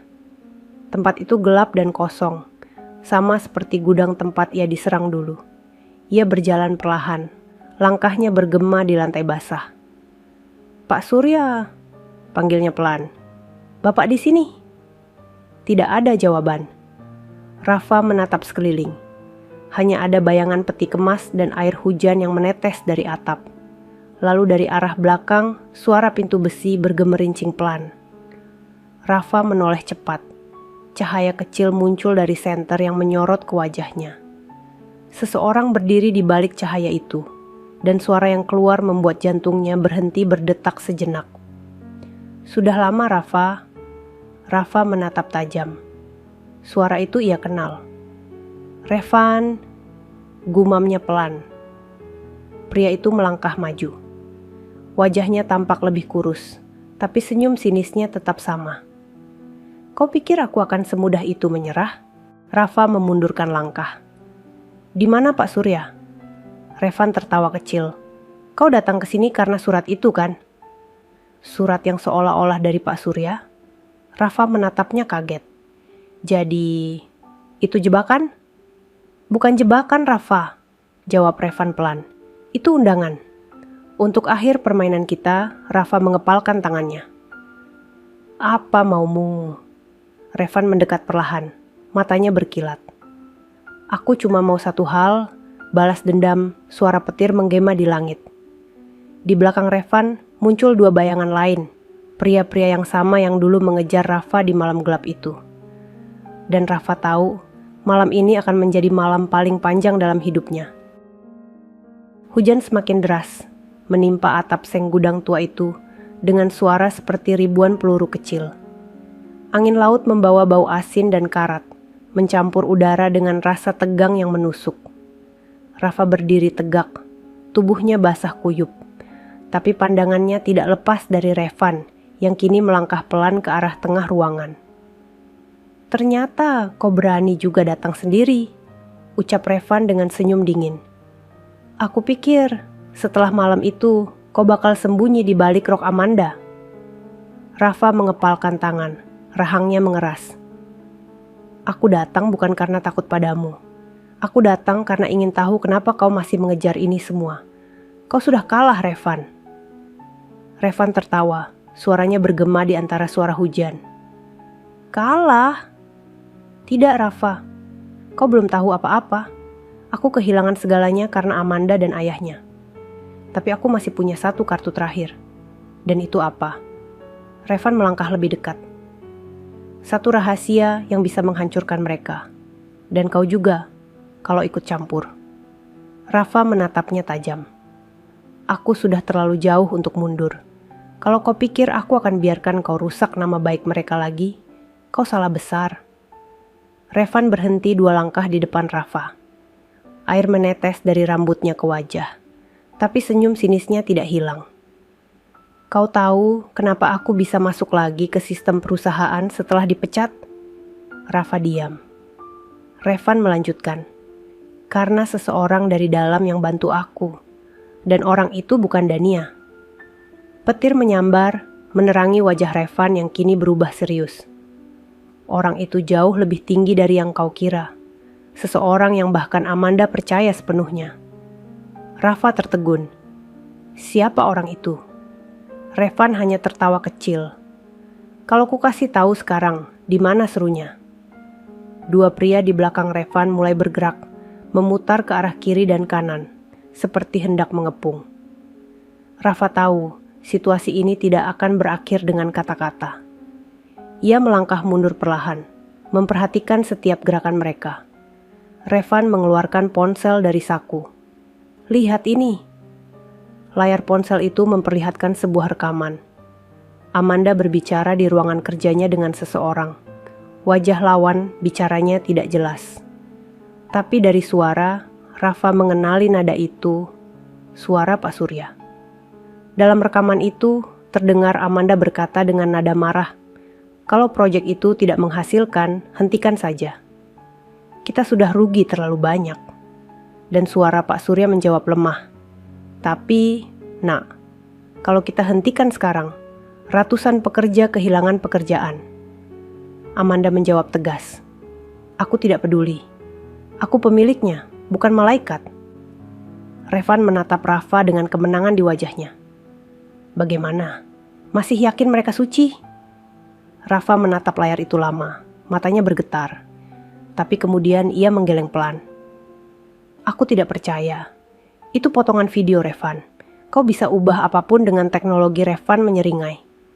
Ah, jadi kau juga pintar sekarang. Rafa menatap lurus ke matanya.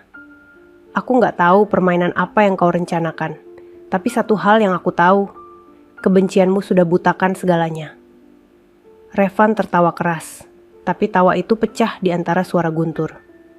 Kau pikir aku buta karena benci? Tidak, Rafa. Aku benci karena dulu aku percaya. Dan kepercayaan itu dibayar dengan pengkhianatan. Sebelum Rafa sempat menjawab, salah satu anak buah Revan tiba-tiba maju dan berusaha menarik Rafa dari belakang. Tapi Rafa bergerak cepat, menepis tangan itu dan menendang perut pria itu keras. Tubuhnya terjatuh menghantam peti logam, menimbulkan suara keras. Pria kedua menyerang dari kanan, memukul dengan batang besi. Rafa menunduk, lalu mendorongnya hingga terpleset di lantai licin. Suasana berubah kacau, disertai suara hujan yang semakin menggila di luar. Revan melangkah mundur, wajahnya tegang. Kau memang keras kepala, Rafa. Dan kau sudah terlalu lama hidup dalam kebohongan. Balas Rafa sambil berdiri tegak, dadanya naik turun. Revan mengangkat ponsel lagi, menekan sesuatu. Kalau begitu, biar dunia tahu siapa sebenarnya Amanda yang kau bela itu. Rafa menatap layar ponsel itu dengan kaget. Di sana, Revan sedang menyiarkan rekaman itu langsung ke media sosial. Kau gila, Revan tertawa. Tidak, aku realistis. Rafa berlari dan merebut ponsel itu. Mereka berebut di lantai basah, tubuh keduanya saling mendorong, suara logam dan hujan berpadu keras. Revan sempat menendang dada Rafa, membuatnya terjatuh. Tapi Rafa kembali bangkit, matanya menyala. Ia melompat ke depan, meraih tangan Revan dan menekannya ke tanah. Dalam satu gerakan cepat, ia berhasil merampas ponsel itu dan melemparkannya ke genangan air. Layar ponsel berkedip sebentar, lalu padam. Revan menatapnya dengan mata penuh amarah. "Kau pikir kau menang?" Rafa berdiri, menatapnya dingin. "Aku tidak perlu menang, Revan. Aku cuma perlu kebenaran." Tetap hidup Revan berteriak marah dan mencoba bangkit. Tapi dua suara keras terdengar dari arah pintu. "Berhenti di tempat." Lampu senter menyorot masuk, dan beberapa petugas polisi bersenjata muncul. Di belakang mereka, Amanda berdiri dengan wajah tegang, diikuti Maya yang menahan napas. "Rafa!" teriak Amanda. "Menjauh dari dia!" Rafa menoleh, dan untuk pertama kalinya sejak malam itu, rasa lega mengalir di dadanya. Polisi segera mengamankan Revan dan dua anak buahnya. Salah satu petugas berkata tegas, "Kami sudah melacak sinyal siaran langsung ini." "Terima kasih atas laporanmu sebelumnya." Pak Rafa hanya mengangguk lemah. Ia hampir tidak bisa percaya bahwa semuanya akhirnya berakhir. Amanda mendekat, menatapnya dengan mata yang masih bergetar. "Kau gila datang ke sini sendirian." Rafa tersenyum tipis. "Kalau saya nggak datang, mungkin saya nggak akan tahu siapa yang sebenarnya kita lawan." Amanda memandangi Revan yang kini diborgol dan dibawa keluar. Hujan masih turun deras, tapi wajahnya tidak lagi menunjukkan ketakutan, melainkan ketegasan yang baru. "Terima kasih, Rafa. Sekali lagi kau selamatkan kami." Rafa menunduk. "Saya cuma ingin semua yang jujur bisa tenang lagi, Bu." Petugas membawa Revan melewati mereka. Pria itu sempat menoleh, menatap Rafa dengan tatapan penuh dendam. "Kau pikir ini akhirku, Rafa? Dunia ini nggak sesederhana benar dan salah." Rafa menatap balik. "Benar, tapi selama masih ada yang berani jujur, dunia ini nggak akan sepenuhnya gelap." Malam itu, setelah semua selesai, Rafa berdiri di bawah hujan di pelabuhan yang sepi. Lampu kuning redup memantul di air yang bergelombang kecil. Ia memejamkan mata, membiarkan hujan membasahi seluruh tubuhnya. Dalam hati, ia tahu, badai yang datang dalam hidupnya bukan untuk menjatuhkannya, tapi untuk membersihkan jalan yang akan ia tapaki berikutnya. Dan di balik langit yang suram, perlahan sinar biru mulai muncul di ufuk timur. Fajar baru akan datang. Namun Rafa tahu, fajar itu bukan hanya miliknya, tapi juga milik setiap orang yang berani melawan kegelapan dengan hati bersih. 3 hari telah berlalu sejak kejadian di Pelabuhan Utara. Meski semua sudah reda, jejak peristiwa itu masih terasa di setiap sudut Rama Group. Media menulis berita besar tentang keberanian seorang mantan tukang ojek yang berhasil membongkar korupsi dan menyelamatkan perusahaan. Nama Rafa tersebar di mana-mana, menjadi simbol kejujuran yang langka di dunia kerja modern. Namun bagi Rafa, semua itu bukan kebanggaan. Ia justru merasa tenang, bukan karena diberitakan, melainkan karena akhirnya kebenaran menang. Ia duduk di taman belakang kantor pagi itu, menikmati udara segar sambil menatap langit yang mulai cerah. "Masih belum terbiasa dipanggil pahlawan ya?" Suara Amanda datang dari belakang. Rafa menoleh pelan dan tersenyum. "Saya bukan pahlawan, Bu. Saya cuma orang yang kebetulan nggak bisa diam waktu lihat yang salah." Amanda duduk di sampingnya. Rambutnya dibiarkan terurai hari ini, wajahnya lebih tenang dari sebelumnya. Tapi di zaman sekarang, orang yang nggak bisa diam saat melihat salah justru yang paling langka. Rafa menunduk, menatap kedua tangannya. "Saya cuma takut, Bu. Kalau semua orang mulai terbiasa sama kejahatan, siapa yang bakal ngelawan?"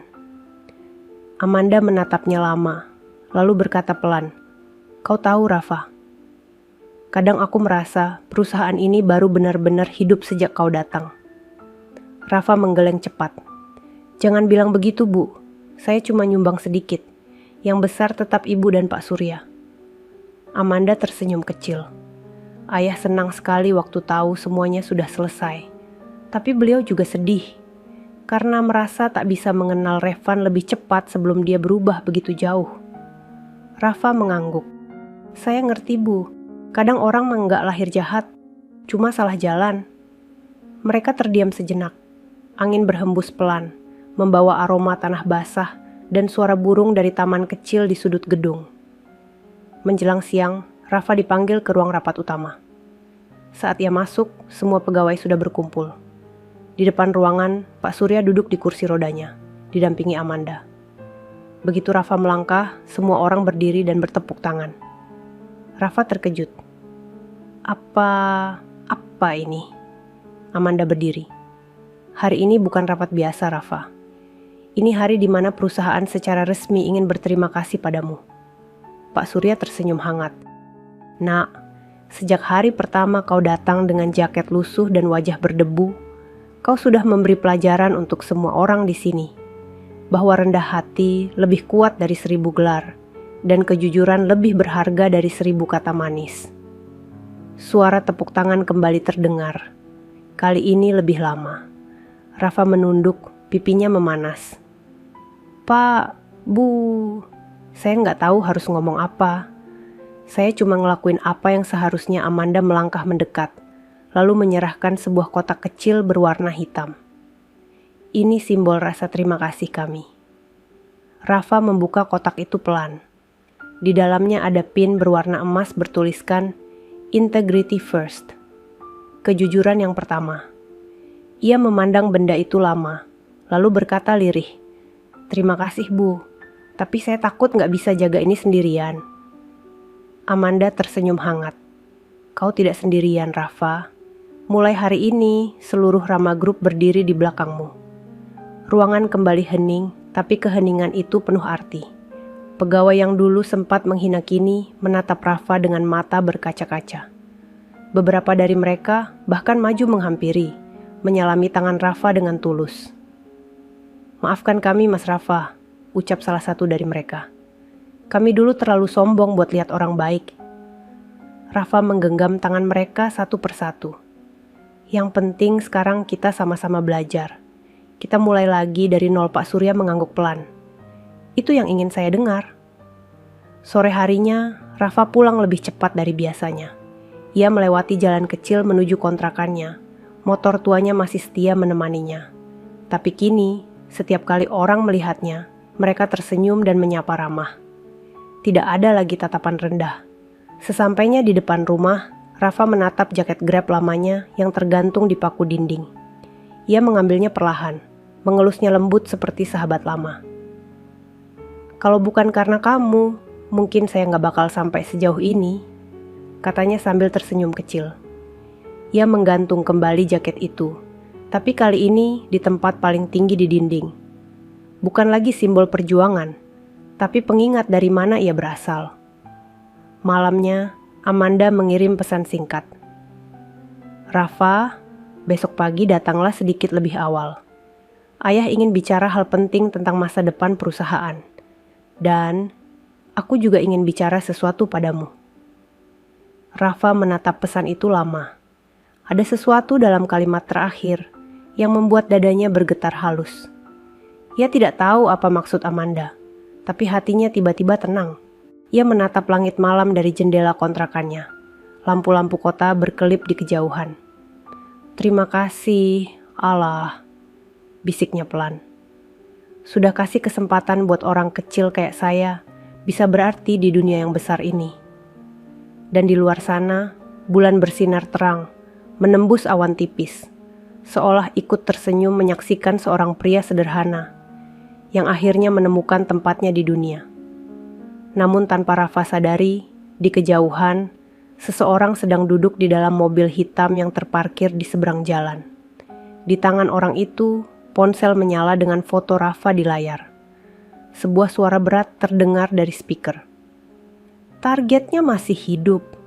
Tunggu perintah selanjutnya. Dan orang itu menjawab pelan. Baik Pak. Sementara di dalam kontrakan sederhana itu, Rafa tertidur lelap.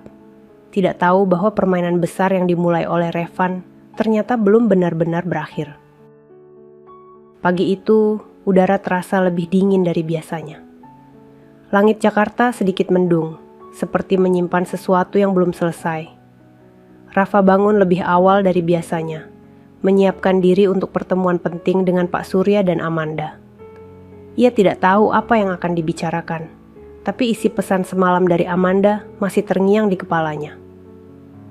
Ayah ingin bicara tentang masa depan perusahaan, dan aku juga ingin bicara sesuatu padamu. Ada sesuatu dalam kalimat terakhir itu yang membuat dada Rafa berdebar tanpa sebab. Ia tidak terbiasa dengan perhatian sebesar itu. Namun jauh di hatinya, ia merasa hari ini akan membawa sesuatu yang berbeda. Setelah sarapan sederhana, Rafa mengenakan kemeja putih bersih dan celana hitam. Ia menatap cermin, tersenyum kecil, lalu berbisik, "Bismillah." Sesampainya di kantor, suasana terasa lebih tenang dari biasanya. Beberapa pegawai menunduk sopan, memberi salam hangat. Namun entah kenapa, Rafa merasa ada hawa aneh yang berputar di udara. Maya, asisten pribadi Amanda, menghampirinya dengan wajah canggung. "Mas Rafa, Ibu Amanda sudah di ruang rapat lantai 11. Tapi Pak Surya belum datang." "Belum datang?" Rafa mengerutkan kening. "Biasanya beliau datang paling awal." "Iya," jawab Maya lirih. "Tadi pagi, sopirnya bilang beliau berangkat sendiri tanpa pengawal. Katanya ingin mampir ke suatu tempat dulu." Rafa menatap langit-langit sebentar. Firasatnya langsung tidak enak. "Baik, saya naik ke atas dulu." Pintu ruang rapat terbuka pelan. Amanda sedang berdiri di dekat jendela, menatap kota dari atas gedung dengan mata yang dalam. "Selamat pagi, Bu," sapa Rafa. Amanda menoleh dan tersenyum hangat. "Pagi, Rafa." Duduklah Rafa duduk di kursi seberang, mencoba menenangkan pikirannya. "Ada yang ingin saya bicarakan," kata Amanda lembut. "Setelah semua yang terjadi, Ayah memutuskan sesuatu yang besar. Kami ingin menyerahkan sebagian saham Rama Group kepadamu." Rafa terkejut. "Apa?" "Tidak, Bu. Saya tidak pantas menerima itu." Amanda menatapnya dengan tenang. "Kau pantas, Rafa. Karena selama ini kau bukan cuma pekerja. Kau penjaga bagi kami. Ayah bilang, tanpa orang jujur, perusahaan sebesar apapun tidak akan bertahan lama." Rafa menunduk, matanya berkaca. "Saya cuma melakukan kewajiban, Bu." Amanda tersenyum. "Itu justru yang membuatmu berbeda." Hening sejenak. Hanya suara jam dinding yang terdengar pelan. Amanda menatap Rafa lama, lalu suaranya menurun lembut. "Dan satu hal lagi. Aku ingin berterima kasih bukan hanya sebagai atasan, tapi sebagai seseorang yang menghargai siapa dirimu. Sejak pertama kali melihatmu malam itu, aku tahu hatimu bersih." Rafa terdiam. Tatapannya bertemu dengan mata Amanda yang teduh. Ada sesuatu di sana yang sulit dijelaskan. Bukan sekadar rasa hormat, tapi semacam ketenangan yang menghangatkan dada. Namun keheningan itu pecah tiba-tiba oleh suara pintu yang terbuka keras. Maya berlari masuk dengan wajah panik. "Bu Amanda, Mas Rafa, ini darurat." Amanda berdiri cepat. "Ada apa?" "Sopir Pak Surya baru telepon. Mobil beliau ditemukan di pinggir jalan tol. Tanpa sopir, tanpa penumpang." Rafa membeku. "Apa maksudmu?" "Pintu mobil terbuka, tapi Pak Surya nggak ada di dalamnya." Amanda langsung pucat. "Ya Allah." Rafa meraih ponselnya, menghubungi nomor pribadi Pak Surya. Tidak aktif. Ia mencoba menelepon sopir, juga tidak diangkat. "Sejak jam berapa mobil itu ditemukan?" tanya Rafa cepat. "Sekitar setengah jam lalu. Polisi sedang di lokasi," jawab Maya dengan suara gemetar. Amanda menutup wajahnya dengan kedua tangan. Tidak mungkin. Pagi tadi beliau terlihat sehat. Rafa menggenggam tangan Amanda pelan. "Tenang, Bu. Kita cari bersama-sama." Ia berlari keluar ruang rapat, menuruni lift dengan napas tersengal. Dalam perjalanan, pikirannya berputar cepat. Siapa yang bisa menculik pria tua seperti Pak Surya? Motifnya apa? Mobil hitam perusahaan menjemput mereka ke lokasi. Jalan tol yang biasanya ramai kini penuh dengan polisi. Sebuah mobil sedan berwarna abu-abu tua terparkir di tepi jalan. Pintunya terbuka, kaca depan retak. Rafa dan Amanda segera turun. Petugas menyambut mereka. Kendaraan ini ditemukan sekitar pukul 8:15. Tidak ada tanda-tanda perlawanan. Tapi di dalam mobil kami temukan sesuatu. Polisi menunjukkan sebuah amplop kecil yang terletak di kursi depan. Di amplop itu tertulis satu nama dengan tinta hitam tebal. Rafa. Amanda menatap Rafa kaget. Namamu... Rafa mengambil amplop itu perlahan. Tangannya gemetar saat membukanya. Di dalamnya ada selembar kertas dengan tulisan singkat. Kau pikir aku selesai? Aku tidak butuh uang, Rafa. Aku butuh mereka merasakan kehilangan seperti aku dulu. Rafa menatap tulisan itu lama. Suaranya parau. Revan. Amanda memegangi dadanya. Wajahnya pucat. Jadi dia menculik ayah? Rafa mengepalkan tangan. Matanya mulai berair. Dia tidak bisa terima kalah. Ini cara dia membalas polisi berkata tegas. Kami akan mulai pencarian malam ini. Kami butuh semua informasi tentang orang bernama Revan Amanda. Hanya bisa mengangguk lemah. Rafa menatap ke arah jalan yang basah. Langit mendung seperti menggantung ancaman di atas kepala mereka. Hujan mulai turun lagi, perlahan namun pasti, membasahi rambut dan wajah Rafa yang kini dingin oleh amarah. Kalau Revan masih berani menyentuh beliau, suaranya bergetar. Saya bersumpah. Saya sendiri yang akan menjemputnya. Amanda menatap Rafa dengan mata merah. Kau tidak sendiri, Rafa. Kali ini kita lawan bersama. Mereka berdiri di bawah hujan, bersebelahan, tanpa payung, menatap jalan yang sepi. Dan di antara suara sirin polisi yang mulai menjauh, Rafa tahu satu hal pasti. Pertempuran terakhir belum selesai. Revan belum kalah. Dan kegelapan itu sedang kembali menyala. Malam itu Jakarta tampak gelap lebih dari biasanya. Langit berwarna kelabu pekat, seolah ikut menyembunyikan sesuatu. Di markas sementara kepolisian, Rafa duduk di ruang pemeriksaan, menatap peta besar di dinding yang penuh titik merah. Semua lokasi yang dicurigai tempat Revan bersembunyi bersama Pak Surya. Sejak siang, Rafa tidak berhenti bergerak. Ia ikut memeriksa CCTV, menelusuri jejak sinyal ponsel, hingga menemani Amanda yang terus menahan tangis di ruang sebelah. Namun semakin malam, rasa cemas itu berubah menjadi tekad. Ia berdiri, menggenggam foto lama Revan yang tergeletak di meja. Dia nggak pergi jauh, gumamnya pelan. Dia terlalu benci untuk benar-benar kabur. Polisi yang duduk di sebelahnya mengangguk. Kami juga yakin begitu. Tadi sore, ada warga melapor melihat mobil putih dengan plat palsu di sekitar gudang lama Pelabuhan Barat. Lokasinya terpencil, tapi cukup dekat dengan tempat kejadian pertama. Rafa menatap petugas itu dengan mata tajam. Saya ikut. Tidak bisa, Mas Rafa, kata salah satu petugas senior. Terlalu berbahaya. Rafa menggeleng. Dia nyerang orang yang saya anggap keluarga. Saya nggak akan diam di belakang. Sebelum ada yang sempat menahan, Amanda masuk ke ruangan. Matanya sembab, tapi sorotnya kuat. Kalau Rafa pergi, aku ikut. Bu Amanda, jangan cegah aku, ucapnya tegas. Ayah adalah satu-satunya alasan aku bertahan sampai hari ini.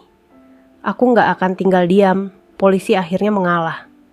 2 mobil patroli melaju ke arah Pelabuhan Barat malam itu. Di bawah langit yang hanya diterangi cahaya petir sesekali. Rafa duduk di kursi depan mobil pertama, sementara Amanda berada di mobil belakang, wajahnya menatap keluar jendela dengan pandangan kosong.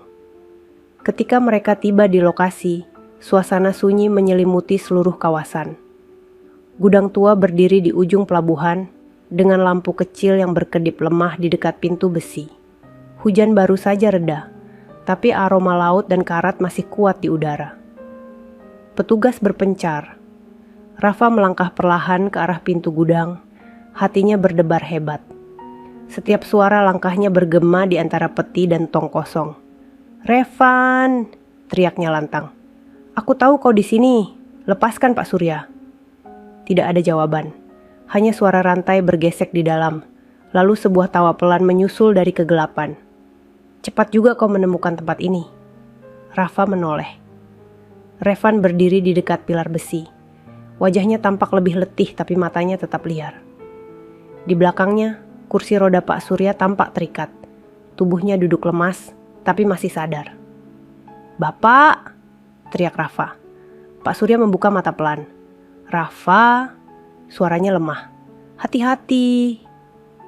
Rafa maju satu langkah, tapi Revan mengangkat tangan, memperlihatkan pemantik di genggamannya. Di lantai, tampak beberapa galon bahan bakar sudah terbuka. Satu langkah lagi, dan semuanya terbakar. "Gila!" Rafa mengepalkan tangan. "Ini bukan caranya." Revan tersenyum tipis. "Dulu mereka juga bilang begitu saat menyingkirkanku. Tapi aku belajar satu hal. Kadang, untuk melihat kebenaran, dunia harus terbakar dulu." Suara langkah cepat terdengar dari belakang. Amanda muncul di pintu, wajahnya basah oleh air hujan yang tersisa. "Revan, cukup. Lepaskan ayah. Aku janji akan bicara soal semua ini." Revan menatap Amanda lama. Matanya tiba-tiba melembut, tapi hanya sekejap. "Kau masih sama seperti dulu, mencoba menyelamatkan semua orang. Padahal kau sendiri gak bisa menyelamatkan siapapun." "Tidak," balas Amanda. "Kali ini aku tidak akan gagal." Ia maju perlahan, sementara Rafa memutar ke sisi lain, berusaha mendekat dari arah belakang. Revan menatap keduanya dengan pandangan curiga. "Jangan coba-coba, Rafa. Aku bisa bakar tempat ini dalam 1 detik." Namun tepat saat Revan memutar badan sedikit, Rafa melompat cepat, menendang tangan Revan hingga pemantiknya terlempar ke tanah. Revan berusaha melawan, tapi Rafa menahan tubuhnya. Keduanya berguling keras di lantai. Api kecil sempat muncul dari genangan bensin yang tersambar percikan logam. "Amanda, ambil ayahmu sekarang!" teriak Rafa sambil berusaha menahan Revan. Amanda berlari ke arah kursi roda, melepas ikatan tali di tangan Pak Surya. "Ayah, ayo, kita keluar." Pak Surya mengangguk pelan, suaranya serak. "Kau, cepat keluar juga, nak Rafa." Rafa menahan tubuh Revan yang terus berontak. Api kini merambat ke tumpukan kardus dan mulai membesar. Suhu ruangan meningkat cepat, asap tebal mulai naik ke langit-langit. "Revan, hentikan! Ini gila!" teriak Rafa. Revan justru tertawa, meski batuk karena asap. "Kau pikir aku takut mati? Ini cara terbaik buat ngakhirin semuanya." Namun tiba-tiba, salah satu tiang besi di atas retak karena panas dan roboh ke arah mereka. Rafa refleks mendorong tubuh Revan menjauh, tapi pecahan besi panas menggores lengan kirinya. Ia menahan sakit, menarik napas tajam. Amanda berhasil membawa ayahnya keluar, berteriak dari luar. "Rafa, cepat keluar, api makin besar." Rafa mencoba berdiri. Revan masih berusaha merangkak, tapi kakinya terjepit batang kayu yang terbakar. Ia menatap Rafa dengan mata putus asa. "Pergi saja, biarkan aku di sini." Rafa menatapnya sebentar. Hatinya bergejolak. Ia tahu Revan telah menghancurkan banyak hal, tapi meninggalkan seseorang terbakar hidup-hidup bukan pilihan yang bisa ia ambil. Ia menarik Revan dengan tenaga tersisa. "Aku gak sekejam itu." Keduanya keluar dari pintu samping tepat saat sebagian atap gudang runtuh. Api menjilat ke langit, menerangi pelabuhan dengan cahaya oranye menyala. Polisi segera berlari menghampiri. 2 petugas menolong Pak Surya dan Amanda menjauh, sementara tim lain memadamkan api. Rafa terjatuh ke tanah. Napasnya terengah. Revan ditangkap lagi oleh petugas. Tubuhnya lemah, tapi masih sadar. Amanda berlari ke Rafa, berlutut di sampingnya. "Ya Allah Rafa, kau luka." Rafa tersenyum kecil. "Nggak apa Bu, yang penting Bapak selamat Pak Surya." Meski lemah, menatap Rafa dengan mata basah. "Nak, kau sudah seperti anakku sendiri." Rafa menunduk. "Saya cuma melakukan yang benar Pak." Api di gudang perlahan padam. Asap hitam naik tinggi ke udara, menandai berakhirnya bab gelap yang selama ini menghantui mereka. Beberapa hari kemudian, berita di televisi menayangkan kebakaran itu. Revan dinyatakan selamat, tapi mengalami luka bakar, dan polisi menutup kasus dengan pernyataan resmi. Rama Grup resmi bersih dari seluruh tuduhan. Di sebuah taman kecil dekat kantor, Rafa duduk bersama Pak Surya yang kini mulai pulih. Amanda datang membawa 2 cangkir kopi hangat. Untuk 2 orang paling keras kepala yang pernah aku kenal, katanya sambil tersenyum. Rafa tertawa kecil. Kalau bukan karena keras kepala, mungkin semua ini nggak selesai. Pak Surya menatap langit sore yang mulai jingga. Kalian berdua sudah melakukan hal luar biasa. Tapi ingat, perjuangan belum selesai. Dunia ini selalu butuh orang jujur seperti kalian. Rafa menatap Amanda, lalu menatap langit.